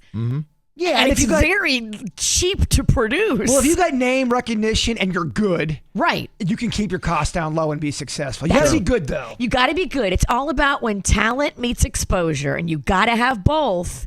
But you don't need to have a big set and a big crew and cameras and lights, and it's just not the way of the future. I'm almost surprised that some of these networks haven't grabbed more of the bigger podcast stars that are getting much bigger numbers than their late night talk shows. And Well, saying, Netflix has figured it out. They have a whole podcast development thing now. But yeah, there is- I'm just saying, why haven't the networks gone and grabbed some of these people that have been proven talents on the digital platforms? If they want to play in the game, why not go grab the best talent? But there is a movement too where it's kind of half and half where podcasters, if they get that opportunity, they may not take it because they believe that type of content is dying off. They think the future is podcast now. And the only thing I'd say is don't ever get too arrogant with what you're doing because it can change. It does change. And go bye-bye. It will change. And that's the one thing. You better be ready to be flexible and have someone like Kevin on your team that sees trends. Yeah, well, wish I saw him better than I did. You saw them, just nobody listened to you. I guess. And that's what's going on in your dirt. It's time for viral audio. Hey, yeah, beautiful hair. They can't hear me because they're listening to Kids Box. We got weights and fit. There we go. Jay-Z had a bit of a dilemma. He has got these concerts that are coming up at Yankee Stadium, and he needs to promote them because he wants to keep selling that, and he's got projects that want to happen. But he's had a lot of things that have been happening in his personal life that people want to ask some questions on. Don't be in them Epstein files if you don't want us to ask. And so what I think is interesting is the strategy that people take when they're in this kind of situation where it's like, I need to promote and I need the media or I need platforms to give me this exposure, but I know that it's a give and take. And when I go there, then all these things are going to come up. So I think what happens is they find kind of the milquetoast, easygoing host and they do a podcast and then all the clips are out there and then they can say, I've already answered all of these questions. Though they did it with somebody that's not really going to grill them. And look, he went after everything because remember that little thing with the whole Diddy deal and the sexual assault lawsuit that had happened? That's a real tough one to try to explain. And here's how Jay-Z did it on this podcast. How would you rate your 2025, like looking back on the last year? It was hard. The civil lawsuit that was dropped, dismissed. Took a lot out of me. I was angry. I haven't been that angry in a long time. Uncontrollable anger. Like, you don't put that on someone. Like, that's the thing that you better be super sure. Okay. He's saying the false accusation made him very angry, uncontrollable rage. That's what he had to say. But he's addressed that now, right? Get that off the list. Oh, that means people are going to keep, he's going to open up the doors now. Did they get into the Epstein stuff at all? Did not touch it in this one. Yeah. I'd imagine, too, if you're in an interview, Jay-Z, there's probably some questions you're not allowed to. I bet you anything the interviewer didn't come up with the questions. The interviewee did. Yeah. Like, these things can be highly cultivated. You want Jay-Z, you're going to have to follow a script possibly. Exactly. Even though he didn't address the Jay-Z associations directly, he did, in a sense, throw down a statement about morality that would make you believe that he would absolutely have nothing sinister to do with Jeffrey Epstein. Your morality defines who you are, right? It's not what you've attained. Aha. Your morality dictates who you are, not what you've attained. So he's just saying, okay, a person with good moral standing, like himself, would never be in that stuff. It doesn't matter that he's in the Billionaire Boys Club. It just matters that he's lived with good morality. It's not a dollar amount that changes you. Yeah. And if so, what is that dollar amount? When does it start? Is it 100,000? Is it 150? Like, at what point, if it's a cutoff, if it's like all millionaires are bad. Yeah. Okay. So at 999,000, I'm good. I don't believe in that the idea that someone has a certain amount of money, it defines their personality. I don't know. I remember when I got my first student loan for about 3 weeks. I was kind of walking around a little different. I'm like, I got an extra $1,000 in the old bank here. I should be paying for books, but no, dinner's on me. Yeah. I should be paying for books. Right. I got this. Oh, you're just like Jay-Z. Yeah. Just like exactly. These are all easy statements to throw out when you're worth $2.8 billion. Yes. Yeah, I can make it. They asked him a little bit about the Super Bowl and choosing Kendrick Lamar to play it. People made it a personal thing that you chose Kendrick for the Super Bowl. It's like, oh man, he's choosing the side and he's and he's not. Like I don't have, what do I have to do with that? I chose the guy that was having a monster year. I think it was the right choice. Word. It wasn't in some sort of alliance to a battle. I don't. Yeah. What I care about them two guys battling, like, what's that got to do with me? Word. Have at it. Have fun. He's talking about Drake and Kendrick Lamar, and he actually doesn't think that the rap beefs are good for hip-hop. But as someone who was part of probably the genre's biggest rap beef. Well, until now. As a spectator, what did you think of the 2024 back and forth between him and Drake? In this day and age, it's so much negative stuff that comes with it that you almost wish it didn't happen. Really? Yeah, because it's almost like it's a final thing. Now, people that like Kendrick hate Drake. Yeah. No matter what he makes, no matter what he says, and it goes far too. It's like attack on his character and his thing, and it's like, I don't know if I love that.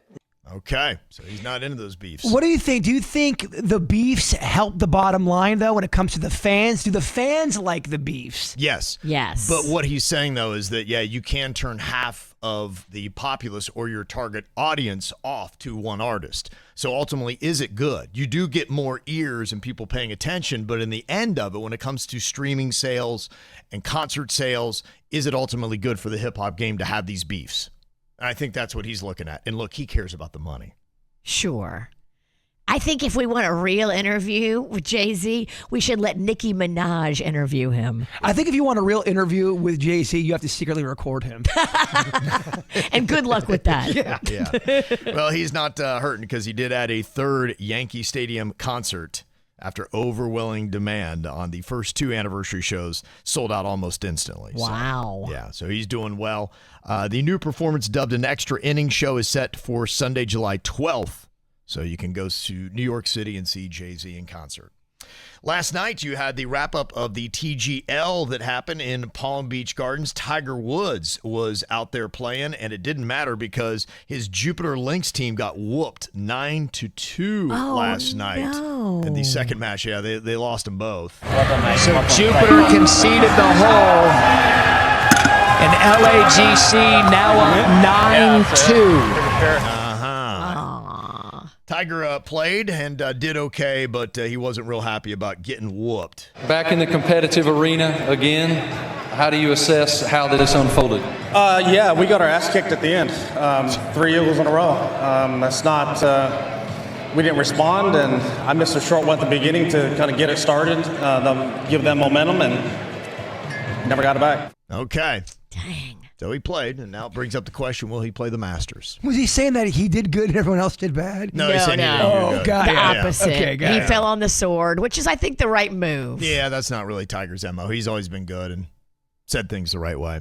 Okay, what would you do in this situation? They want a little bit of a verdict, so they come to the KVJ Court. They want to know, should they be kicking the roommate to the curb? It says in their email they sent to us, mail@kvjshow.com, through a combination of desperation and opportunity, I found a friend of a good friend to move into my condo to help me with the payments.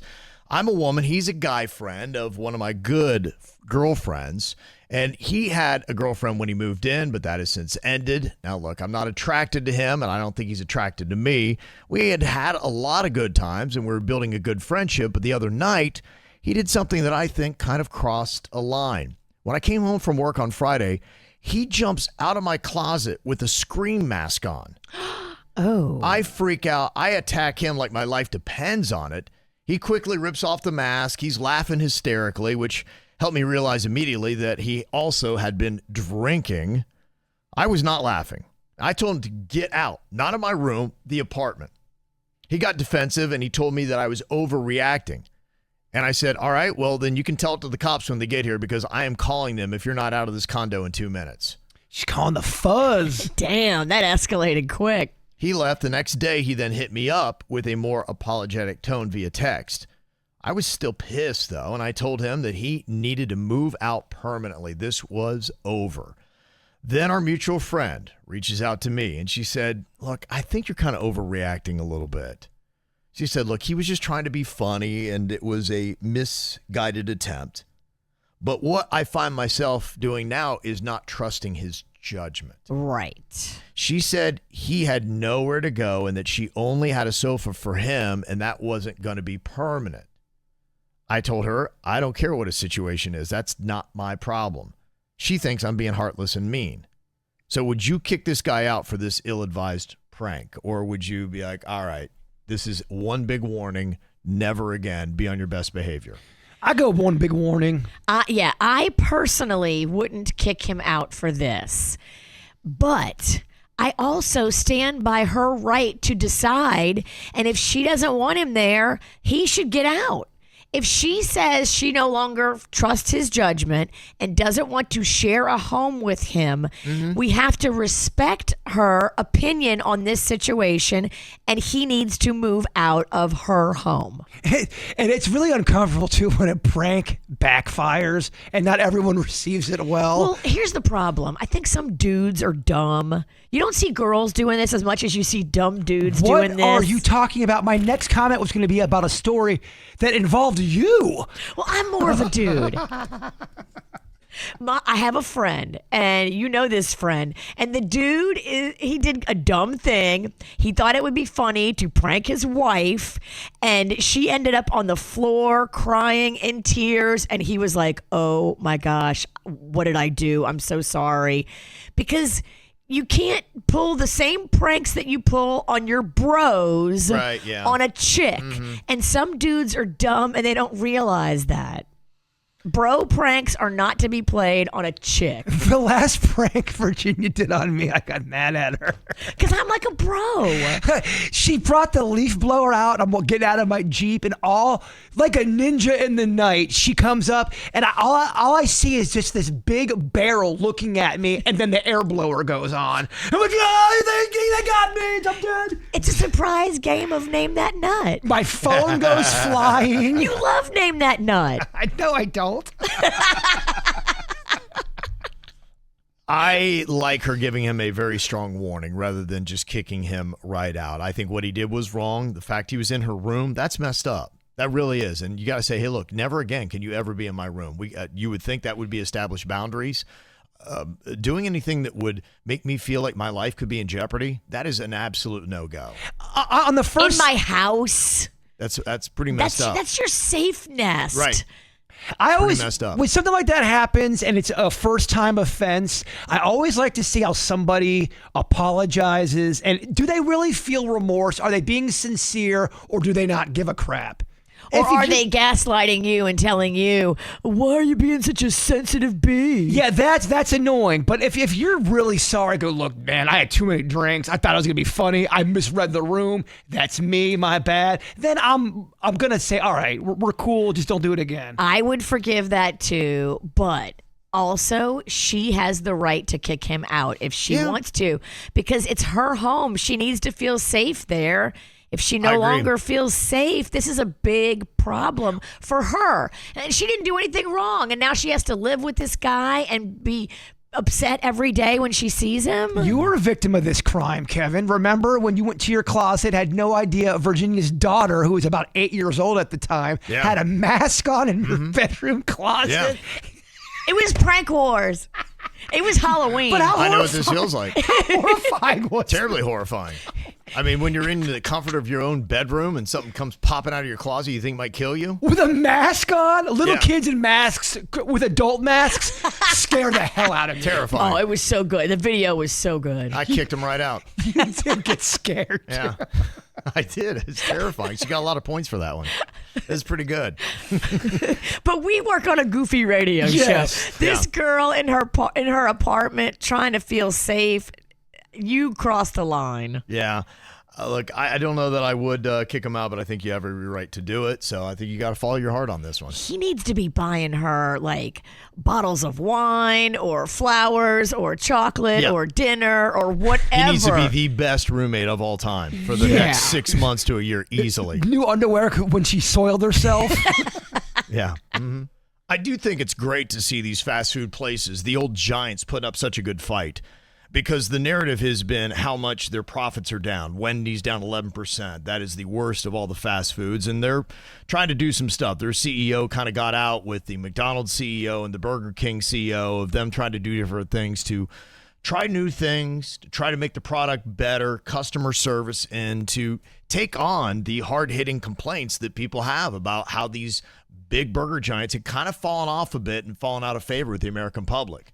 He gave out his cell phone. He's like, call me and tell me what you think. Yeah. Yeah, that's huge. I am seeing a lot of noise about Burger King on social media. Whatever they're doing, they're definitely trying to mix it up a bit. Yeah, look, it's generating some talk, and if they are also going to pump out some quality food on top of it, I think it's going to be good for them. Now, I don't know that we're going to be able to get this here. This is somebody who just posted up a video on social media, and they were talking about this new French fry that Burger King has. Public service announcement, guys. Burger King changed their French fries.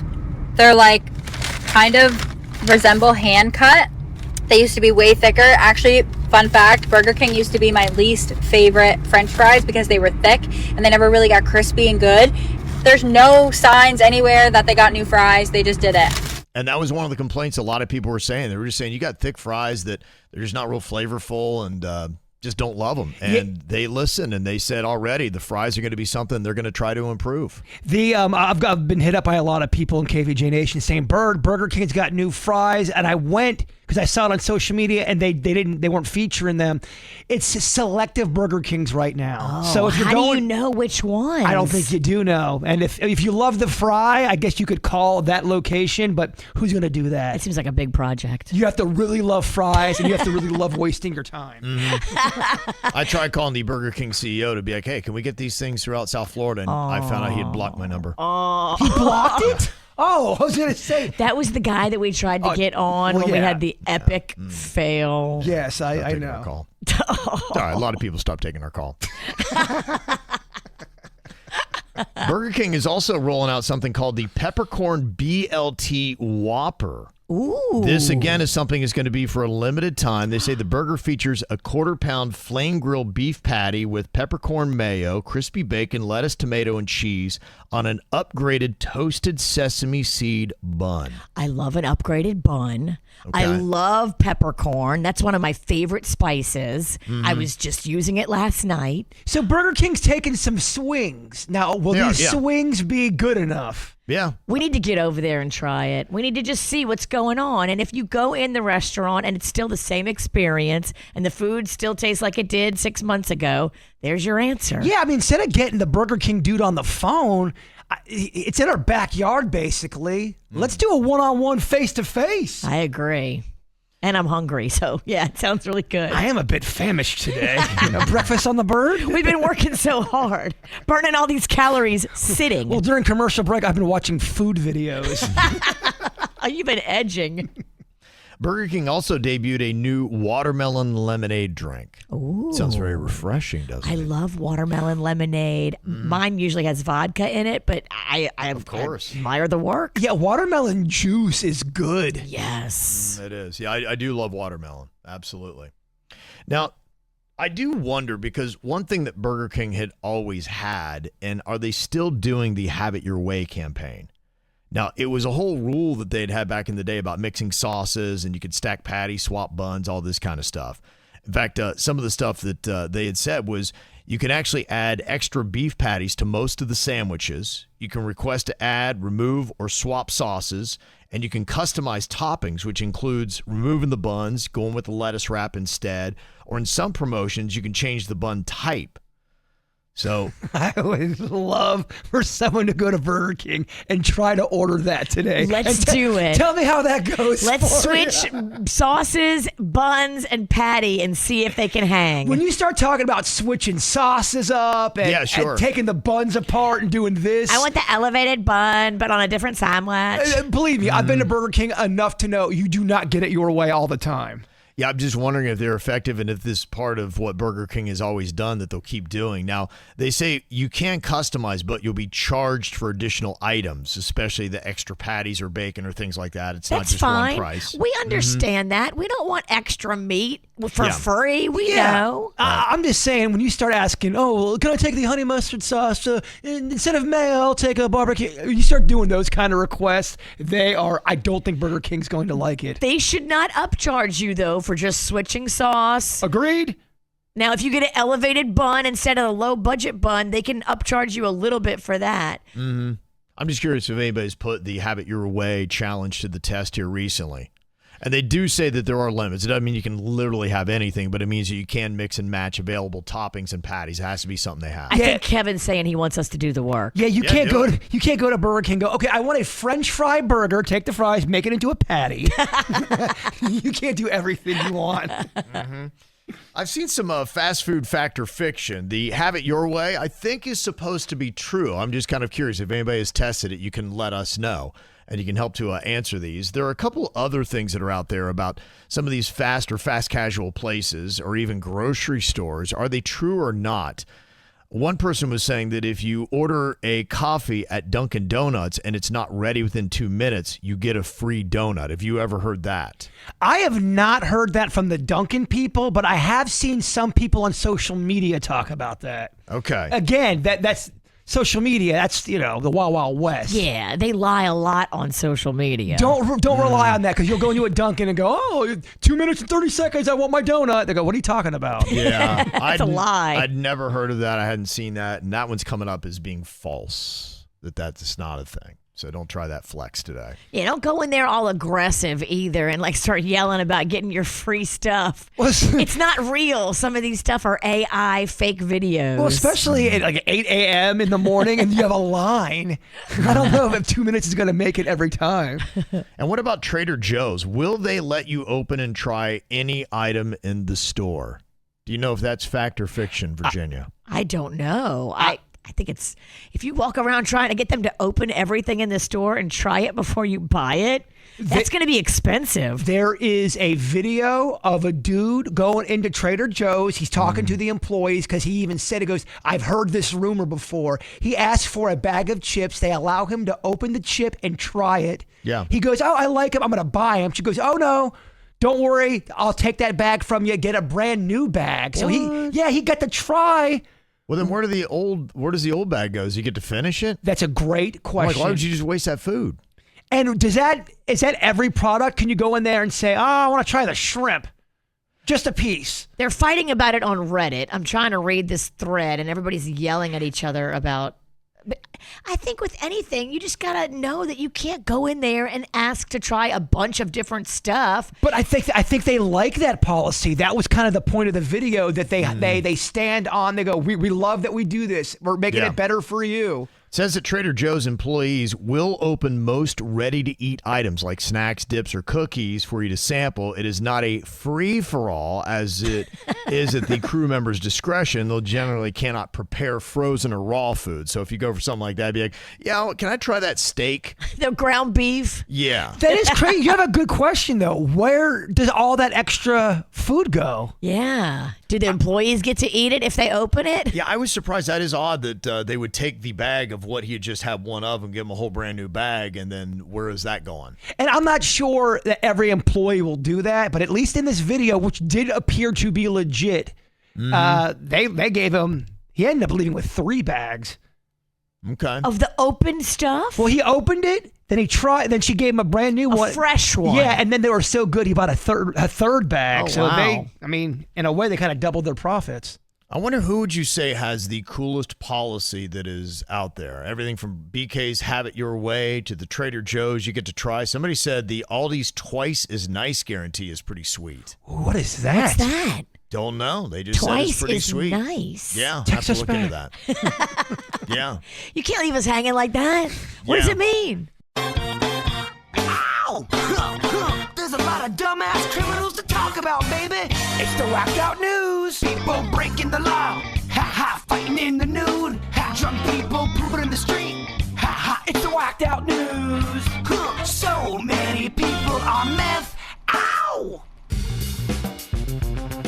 I don't know why the moon is such big news these days. I know. It's kind of odd, isn't it? NASA's now announced a $30 billion plan to build a permanent base on the moon and send astronauts there every 6 months following the Artemis 5 mission.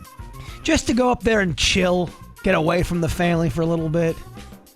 Yeah, they also plan to launch a nuclear-propelled spacecraft to Mars by 2028. That's not that far in the future. That's less than 2 years. Yeah, it's pretty crazy. So they've got all this interest in the moon. Apparently is using it as a launch pad to get us further into space. And they really want to get colonies up there. I wonder how the aliens on the backside of the moon are going to feel about that. Some people are talking. Maybe that's why we're going to the moon, to make a base, Virginia. That's where that missing guy that knows all the information about the aliens is already there. It's crazy. We're talking about moon bases and living on the moon. It says NASA scientists have confirmed a rare 225-meter wide crater on the moon that was likely formed from an impact there 2 years ago. They say incidents like this only happen about once every 139 years. Thought we had pretty good eyes on the moon. That eluded us. We didn't notice that till now. Were you looking at it? I don't look at it, but I'm not one of those dudes that's got them big old telescopes. Oh, you always Ain't my got job. You got to report sometimes where NASA goes, oh, we didn't realize this meteorite was coming by Earth. We just found out. We'll be good. But even NASA sometimes doesn't even know when a meteorite's coming towards Earth. Yeah. They have those surprise ones. Well, have you seen these meteorites that have been popping off and exploding and creating booms in different parts of America? It is kind of scary. That's horrifying. Yeah. Where? Tequesta. What? Yeah, I can't remember all the states, but I think it was 3 different ones. Maybe one always goes off over Jersey. Jersey, yeah, it's a hotbed for activity in the sky. It really is. Yeah. I can't start worrying about meteorites, guys. I can't. Yeah, no, you're right. It is. He'll go home and think about it all day. Well, yeah, I will. I'll be on my couch going, is it going to happen right now? Oh, Yeah. what's that sound? What is that, Leonid meteor shower? Is that what it is? That one's really freaky. Don't look into that one. Don't look into that. Now I have to look into it.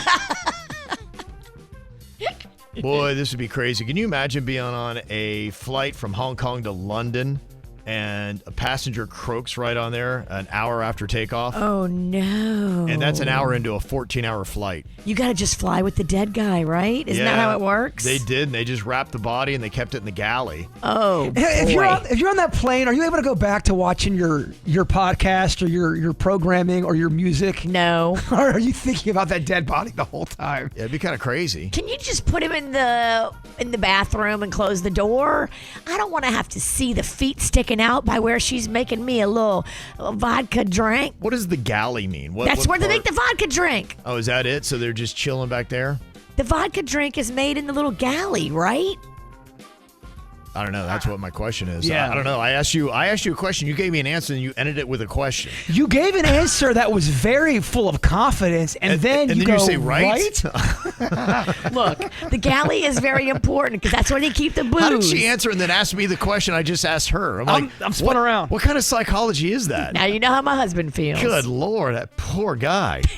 Apparently things were great. A lot of people to get their mind off the dead body, but they said at the end things got a little bit tart, and they complained of foul smells. No. Yeah, so I don't know. The whole thing. If you had gas on the plane, just that's not me as the dead guy. You're right. You could. So we don't know what the foul smell was. It would have just been gas. You can't drop him down to like the cargo hold. I think dead men can't speak, but I think dead men can fart. Oh, that's true. I think after you're still able to squeeze a couple out. You release. You do when release. you die, you can release like not just farts, but like fluids. All right. Yeah, I got you. Yeah, we get it. There's a guy named Martin Hay that is facing multiple charges for arson after allegedly setting fire to furniture in his Altoona home on Sunday morning. And the whole thing, and while he was doing it, he was singing a very popular song from the Talking Heads. Watch out. You might get what you're after. Cool babies. Strange but not a stranger.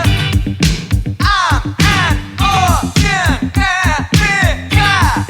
Burning down the house. Yeah, his mom said she woke up and there was smoke going off. The detectors are making all kinds of noise. The chair is smoldering, and he's rocking out to that 1983 classic. He might be on something. Maybe. And if he's not, we got to get him some help. Dude, it's your house. Yeah. What are you doing? Fire officials discovered melted glass, wallpaper damage, and a charred fireplace mantle. He was hospitalized for being under the influence. He just told medical staff he was having a bad day. And the reason he burned the chair is because it was dirty. Again, you're still in the house. Like, if you hate the chair and you want to burn it, you take it outside. Yeah. You don't burn it in the living room. At 3 a.m. You don't while your burn mom's it trying to in the sleep. house. Yeah. Dope. Mm-hmm. Yeah, his mom is not real happy with him. He is grounded for burning the chair and also for being a registered sex offender. Oh. How would you like to have that son living with you? If that was my son, guess what? He wouldn't be living with me. Exactly. We are going to disown and stop protecting family members that are sex offenders. Yeah. There is an on-duty Indianapolis police detective that is facing charges after allegedly showing up drunk to investigate a crime scene, and then he drove home despite being told to stop. He's like, oh my gosh, they know I'm drunk. I'm getting out of here. Oh. He was on call. He arrived and helped work the investigation, but other officers are like, I think he's hammered. Do you smell booze? He didn't think he was going to get called.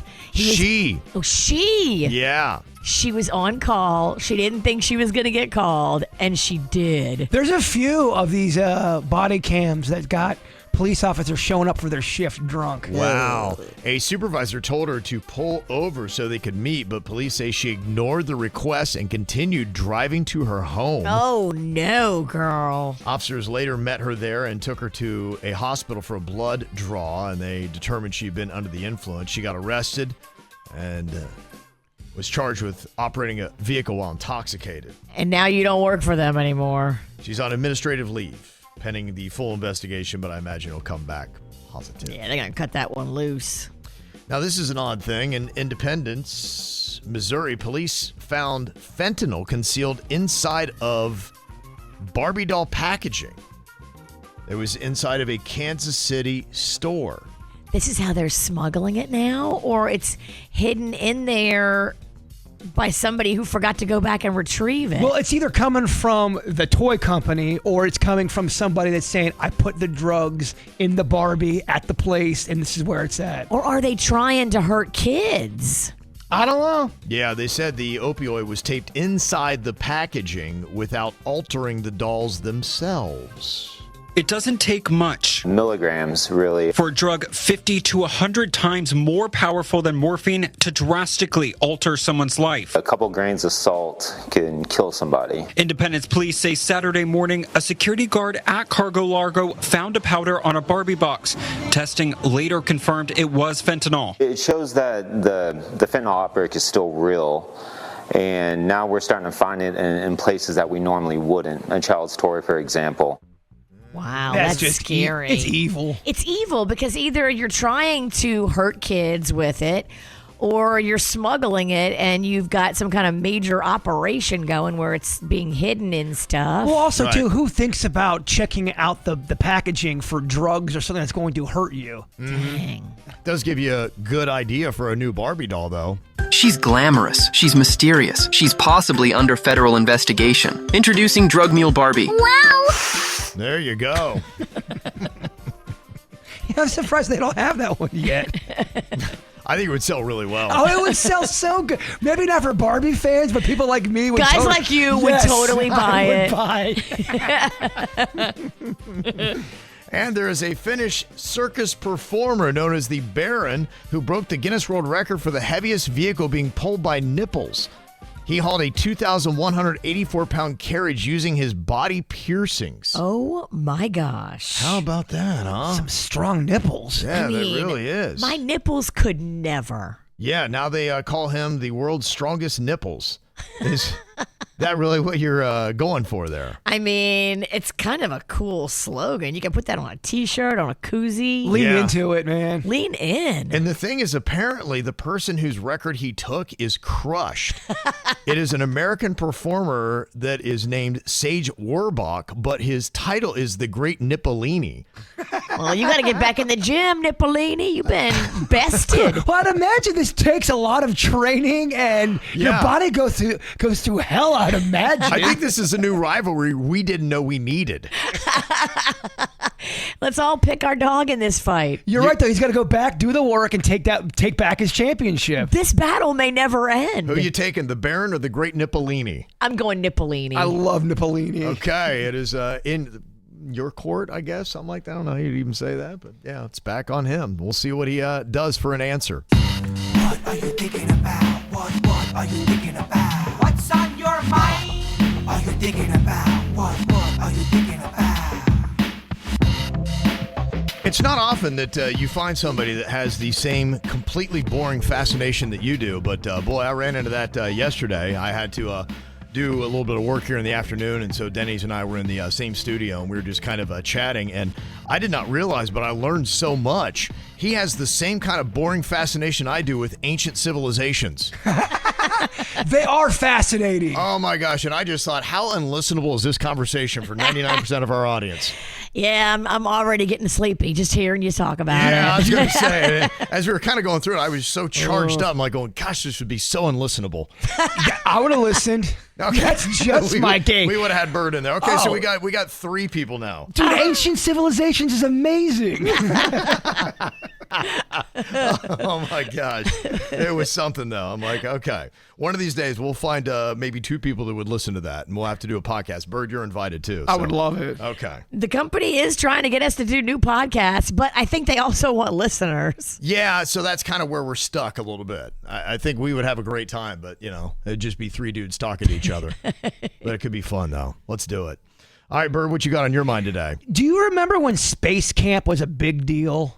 Yes. I don't know what happened. Back when I was a little kid, you saw Space Camp everywhere, and every kid wanted to do it. There was even a movie about Space Camp. There was. I think that's what propelled all the hype. It was a major movie. It had a very little Joaquin Phoenix in there, small kid. They had Jinx. Remember Jinx and Max? All right, never mind. The room went cold. It's going to even go colder because I know an adult that wants to do kind of a gathering of other adults to do Space Camp together. So like a low-budget Space Camp party in one of y'all's houses? No, I think they offer this kind of stuff. They offer a packet. You go to like NASA. You go to like an adult space camp. Would that be a fun trip or would that be completely uncozy for you? I'm not going. I was talking to Kevin. Yeah, I don't think I would be into that. Really? Oddly enough, yeah, I don't have any. I'm fascinated by space, but I have no desire to be in it. How much does it cost? I forget what it was because I can't go, and he wanted me to go, but he's trying to get people to go. And halfway through the conversation, he goes, "Is this a bad idea? Is this too dorky? Are people going to make fun of me for this?" I go, "No, man, I love it." And then I bring on the air, and you make fun of him. Yeah. But I've always wanted to do that thing you see when they sit in that weird sphere and it goes around and around. Yeah, you don't spin well. You're going to vomit. That would be better for the video. Yeah, I've seen that. That is really rough, man. What they put your body through. That's why I realize I never have any interest in going to space because they talk about the nausea is real. If you don't spin well, space is not your friend. Well, that's why it was weird. Before the first moon landing, they were doing some tests, and it wasn't very far off of the launch date, and they were going terrible. The shuttle would break down. Things were not going right. So they're going, so we're not able to do it here, lifting off on Earth, but we can get to the moon. Very bizarre. So it just kind of... Did the moon even happen, y'all? That's what it lends to. There's so many people now that are saying the moon landing never happened, and I always thought they were crazy, and now I'm like, damn. It's a major talking point for people who do not believe in the moon landing. They go, well, if you couldn't even get it together here, how could you get it together so quick after the fact? I don't know. Okay. It's crazy. I believe in the moon. I think it's real. Some people think it's even real. Is it like a projection? They do. That's a growing kind of new conspiracy theory. Okay, I've got 2 dorks that are all about the Ancient Civilization podcast. Yeah, they're called Denny's and Jbird. No, I got people that are texting in. Oh, other dorks? Yeah, somebody said, I'm obsessed with ancient civilizations. I would love to be on your podcast. So we let off with Ancient Civilizations and adult space camp. Yeah. Not our strongest segment of the day. I love it. Virginia, what you got on your mind today? Well, today's a big day in our family. For many months now, Panda has been doing like independent contractor work where he was working for the Martin County Sheriff's Office. He was helping their video profile and creating all these cool videos of like, the drug dog attacking people and they were a SWAT team breaking into places and putting together like this cool portfolio of what the Martin County Sheriffs do to protect their community. He's also doing all their podcast stuff now and all their social media, but they offered him a full-time gig. Mm-hmm. And so today at 11 o'clock, he's being sworn in as a team member for the Martin County Sheriffs. Wow, that's awesome. So they're giving him like an unmarked police car because if they do like a SWAT situation or a situation where he has to go to like a standoff, he's got to be able to get there quickly. And so he's got like an unmarked police car that he's going to have. What would you do if Panda came home from work one day, but he had a flat top? like a flat top police officer. That'd be amazing. That would be He look good in a flat top. He would. He look great. He would rock it. Yeah, he'd be all right with it. So I have to leave a little early today. I hope it's okay. Okay, yeah, absolutely. I got to hit the door right at 10. I'll miss the podcast, but I got to go be a part of Panda's swearing in. And then they told him if he wants to, he can go through the real police academy and be like a real police guy. Yeah, I heard something that scares me and Denny. You said something about a drug dog? Is he still cool?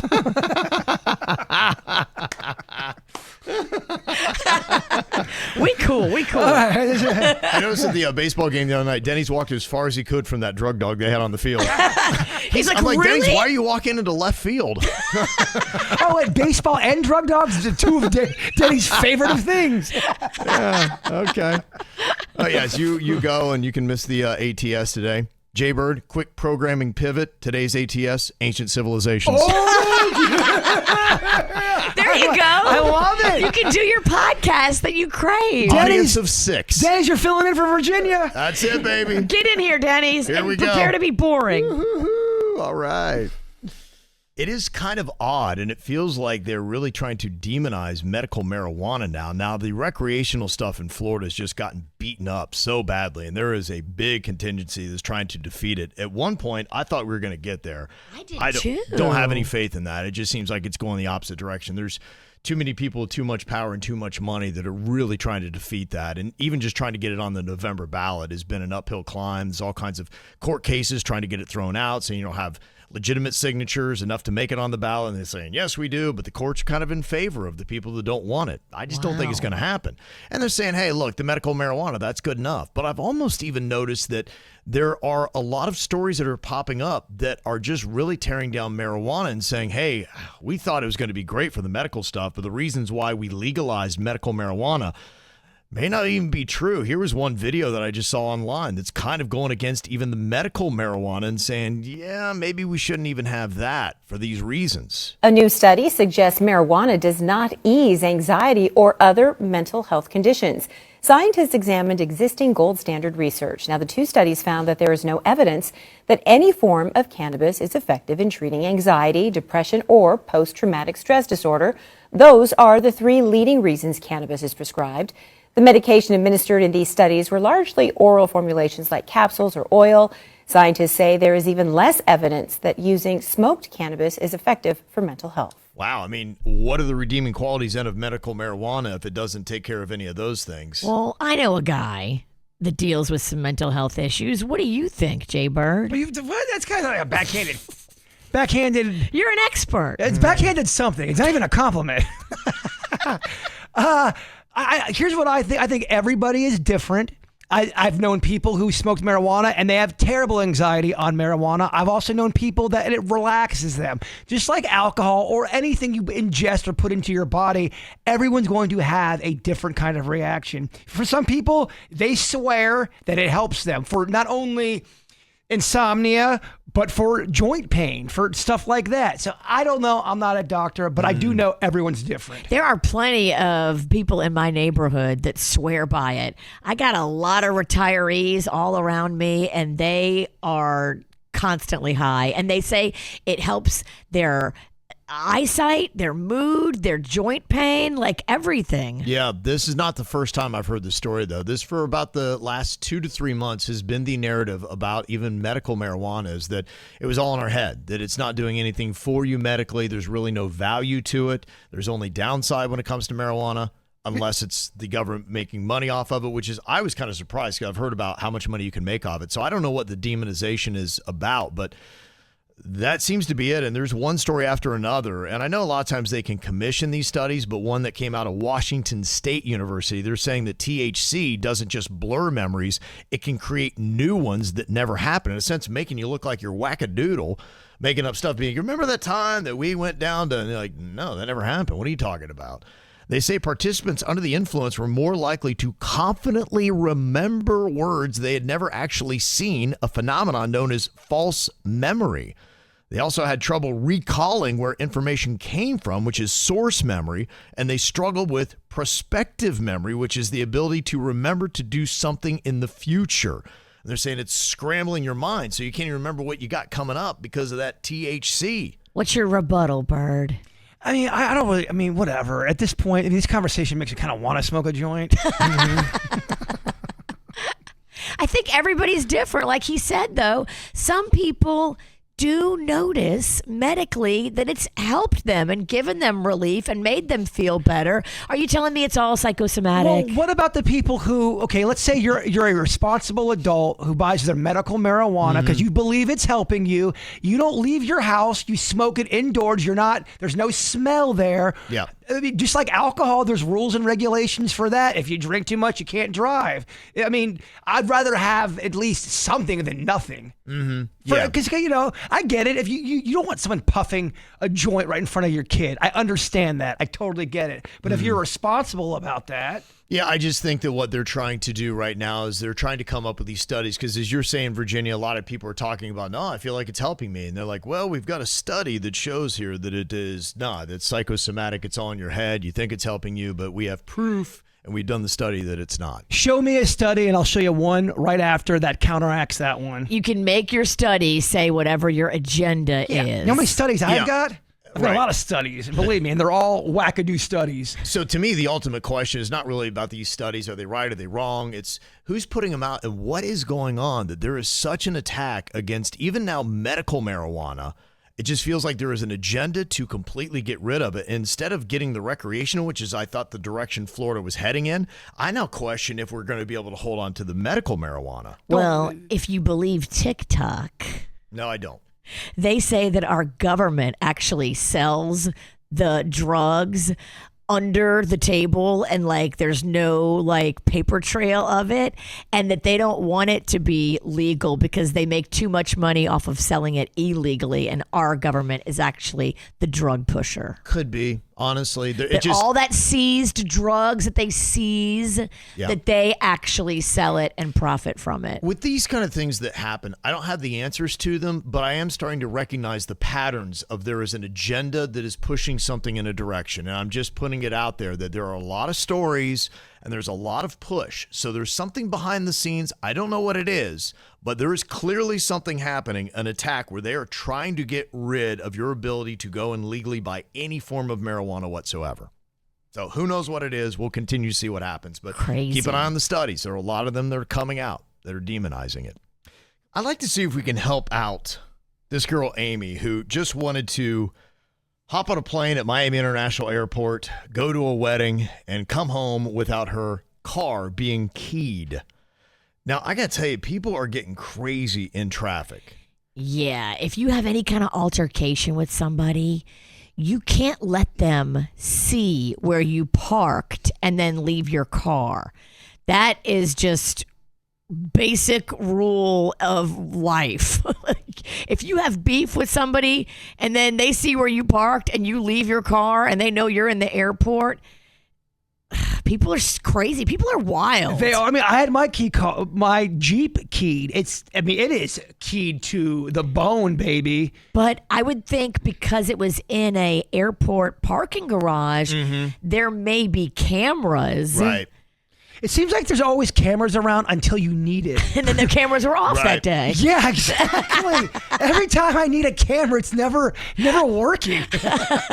So we have Amy on here with us, and if you're watching us on KVJ TV, you'll be able to see the video of the damage that was done. It was quite an extensive key job, one that went all the way around the car. You know, typically you see it just down a door or whatever, but from this video, Amy, it looks like your car was keyed pretty much 360 degrees all the way around it. Do you know, was it a key? In fact, at some point, it almost looked like another device could have done it. Can you determine what device it was that even caused the damage to your vehicle? I don't know because I didn't see it happen, but I think it's a key. But I mean, it was so deep, there was shavings of the paint around the key area. Whoa. And whoever the person was clearly had a lot of anger. What happened in the moments before you parked?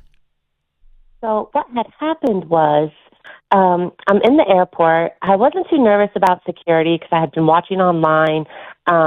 and the wait lines weren't long, but the parking lot was full. I could not find it. It had been 20, 25 minutes I was driving around, and so I'm coming down, trying to go over to another one, and I see an open parking spot. However, about 20 feet past that parking spot is a red Tesla with its flashing lights on. This is past the parking spot in the airport. There's no backing in parking. So I start to pull into the open parking spot, and as I'm turning into the spot, this guy runs up to my car, literally rips my car door open, and starts screaming at me, asking me, what the F am I doing? Am I effing crazy? And I'm just so stunned. I looked at him. I said, are you effing crazy? He's like, this is my parking spot. I said, well, then why are you parked up there with your flashers on? He's like, I'm taking pictures before I go in. What? I guess he was taking pictures around his car. Well, the guy was such a jerk. I was like, oh, well, too bad, so sad, you snooze, you lose. I got out of my car. I got my bags. I walked down. When I got to the end of the parking thing goes down, kind of like a ramp, I looked back up and I saw he was still sitting there outside his car with the lights flashing, but he had backed up closer to my car. And I kept looking and looking, and then I just knew it. When I was away, in woman's intuition, I'm like, this guy messed up my car. Did he key my car? Did he slash my tires? Did he bust out my windows?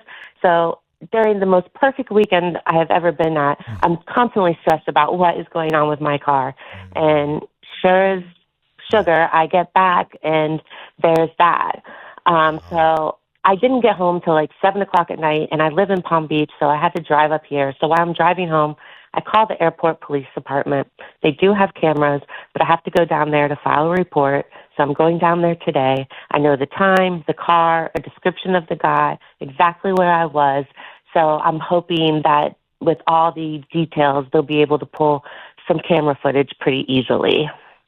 Yeah. Now, there are a couple of things. Do you think that there was anything wrong that you did in this exchange? Because we have talked about this, and to me, when your car is in a spot, that's when you have the spot. I don't like humans that are standing in front of them. I don't like this whole thing of I'm going to sit here with a flasher and you just have to know that eventually I'm going to put my car in that thing. To me, that's not saving the spot. How would you know that he was going to be going into that spot if he's taking pictures?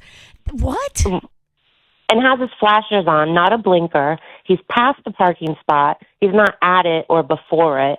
So I was like, I've had people do it to me, literally when I'm sitting there with my blinker on waiting. And I guess, some people could say it was his spot. I feel like it was mine. Had he been a little kinder, I probably would have pulled out and left the spot for him. But because he was so rude, first of all, I don't even understand how my car was unlocked when I was in drive. I need to look into that. But he literally ripped my car door open. It was like, I thought he was going to come at me. If I was a man, I think he might have. Well, if you are in your car and somebody opens your door and starts threatening you, you can actually press charges against that person. Or some people in Florida say you could blast them. That is, stand your ground. Well, if you're opening my car, I think you're trying to attack me. Absolutely. You could stand your ground and have shot him. Yeah, that's why, honestly, on his part, if I were his friend, I'd be like, dude, if you would have had the wrong person, you would have been blasted and they would not have gone to jail because of it. That sounds exactly like a Florida stand your ground kind of law, and they'd be like, yeah, you're in your car, man. You're good. Somebody does that and rips your door open and threatens you. It really is, and you can just see the anger just from the video of how he went and how deep he went. Yeah, that is a key scratching with some force to it. Yeah. There's some hatred in that thing. Well, Amy, I think this is where it gets kind of interesting. I'd like for you to check back in with us and let us know what you find out. I'm curious, do they have any camera footage? Miami International, how willing are they to give up that kind of information? What kind of investigation will they do? And then how effective are they at doing with the amount of people that go in and out of that airport? So yeah, that was my thought too, is on the scale of what they have going on, are they going to care about some girl who got her car keyed? So we'll see what they say today. I'll definitely let you know what goes on. I'm going to be leaving here in about an hour to go back down there and file a report. Too bad you didn't get a picture or video of his car. Growing up under Burt Weiss, I should have known better. That's right. That's right. Well, the wedding was great, Amy. It was a perfect weekend. There was not a single thing wrong. The laughs, the love, the weather. I mean, it was phenomenal. Yeah, my buddy Bert from Atlanta got married over the weekend. Oh, and she went to his wedding. Oh, that's sweet. Well, Amy, if you would, check back in with us tomorrow. I'd like to find out what you were able to get as far as Miami International helping you out with the situation, okay? Absolutely. I'll text you later. Okay, thank you. Yeah, Grant's even saying that looks like a screwdriver, not a key. That's why I was kind of curious. It looks like maybe it might have been a different tool because as deep as that scratch is, it seems like you need something else. I mean, I think she should file a police report. I think she's going to be doing all that today. Yeah. It's part of the process. Do it. My whole thing is, if you're keying a car out in public, how are you not nervous that there's not a camera on you? You're unhinged if you're doing all that. You are even if the camera's working or not, because it did not work in my case. You're unhinged. Well, your own car is a Tesla. Your own car could be videoing you, and that could be used against you. Yeah. Like Teslas record everything going on around them. And she said he backed up his Tesla. I don't know how you would get that footage, though. I don't know that you could subpoena someone's own Tesla car footage to use against them. I'd be curious. You know, there's a lot of legal questions go on, and these things are changing all the time. So if anybody's got any kind of insight on how you would handle this situation if you were Amy, what would you do? You could let us know. You know, I love focusing a little bit on the good news because I don't think we do that enough here in America. Now, there was a really crazy story that had happened, and it ultimately wasn't good. I don't know if you had seen that terrible accident happen with the Air Canada crash at LaGuardia. Oh, it was terrible. Yeah, it's really tough to find any positives out of that, but there was one story that did come out that was great for one of the Canadian flight attendants that is being called a miracle. She was thrown more than 100 yards from the plane. Somehow she survived, and when they found her, she was still strapped into her seat. Wow. I think her daughter said maybe she had some fractures like in her leg, but she's going to have a full recovery. And considering what could have happened, they're just like, wow. I mean, what a lease on life to, buy some more time. The two pilots sitting in front of her didn't make it. Right, so exactly. It's a miracle that where she was in the galley, she was thrown and then stayed in the seat. Yeah. I would like to, it would be nice to talk to someone like that who's been through a near-death experience. Does it really change your life? Do you feel a difference? Do you look at it differently? Remember that story of that plane crash and everybody on the plane died except for the cat sitting in seat 11A, and he had just flown out kind of the same thing and landed like in his seat and lived? A cat? A dude. A cat dude? A person. Person. Gotcha. I'm thinking this. Not a real cat. Oh, I thought too. I'm like, oh, dang. Okay. Look at this miracle cat. Yeah. I honestly thought you were going to tell us that the cat was the only survivor that started eating the dead bodies. No, a real person, a dude. Okay. A dude she called a cat. Yeah.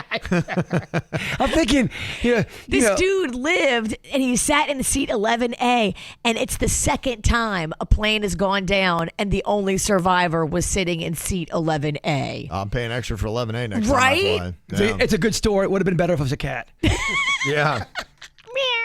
Maybe my favorite story today is this woman named Shay Taylor. She spent a decade cleaning rooms as a janitor at Yale New Haven Hospital, and now she's going to be heading back to those same halls, but this time not with a mop. This time she's going as a doctor. She got a stethoscope. Wow. She worked nights as a janitor to put herself through school, and now she just got a residency match at Yale. How cool is this story?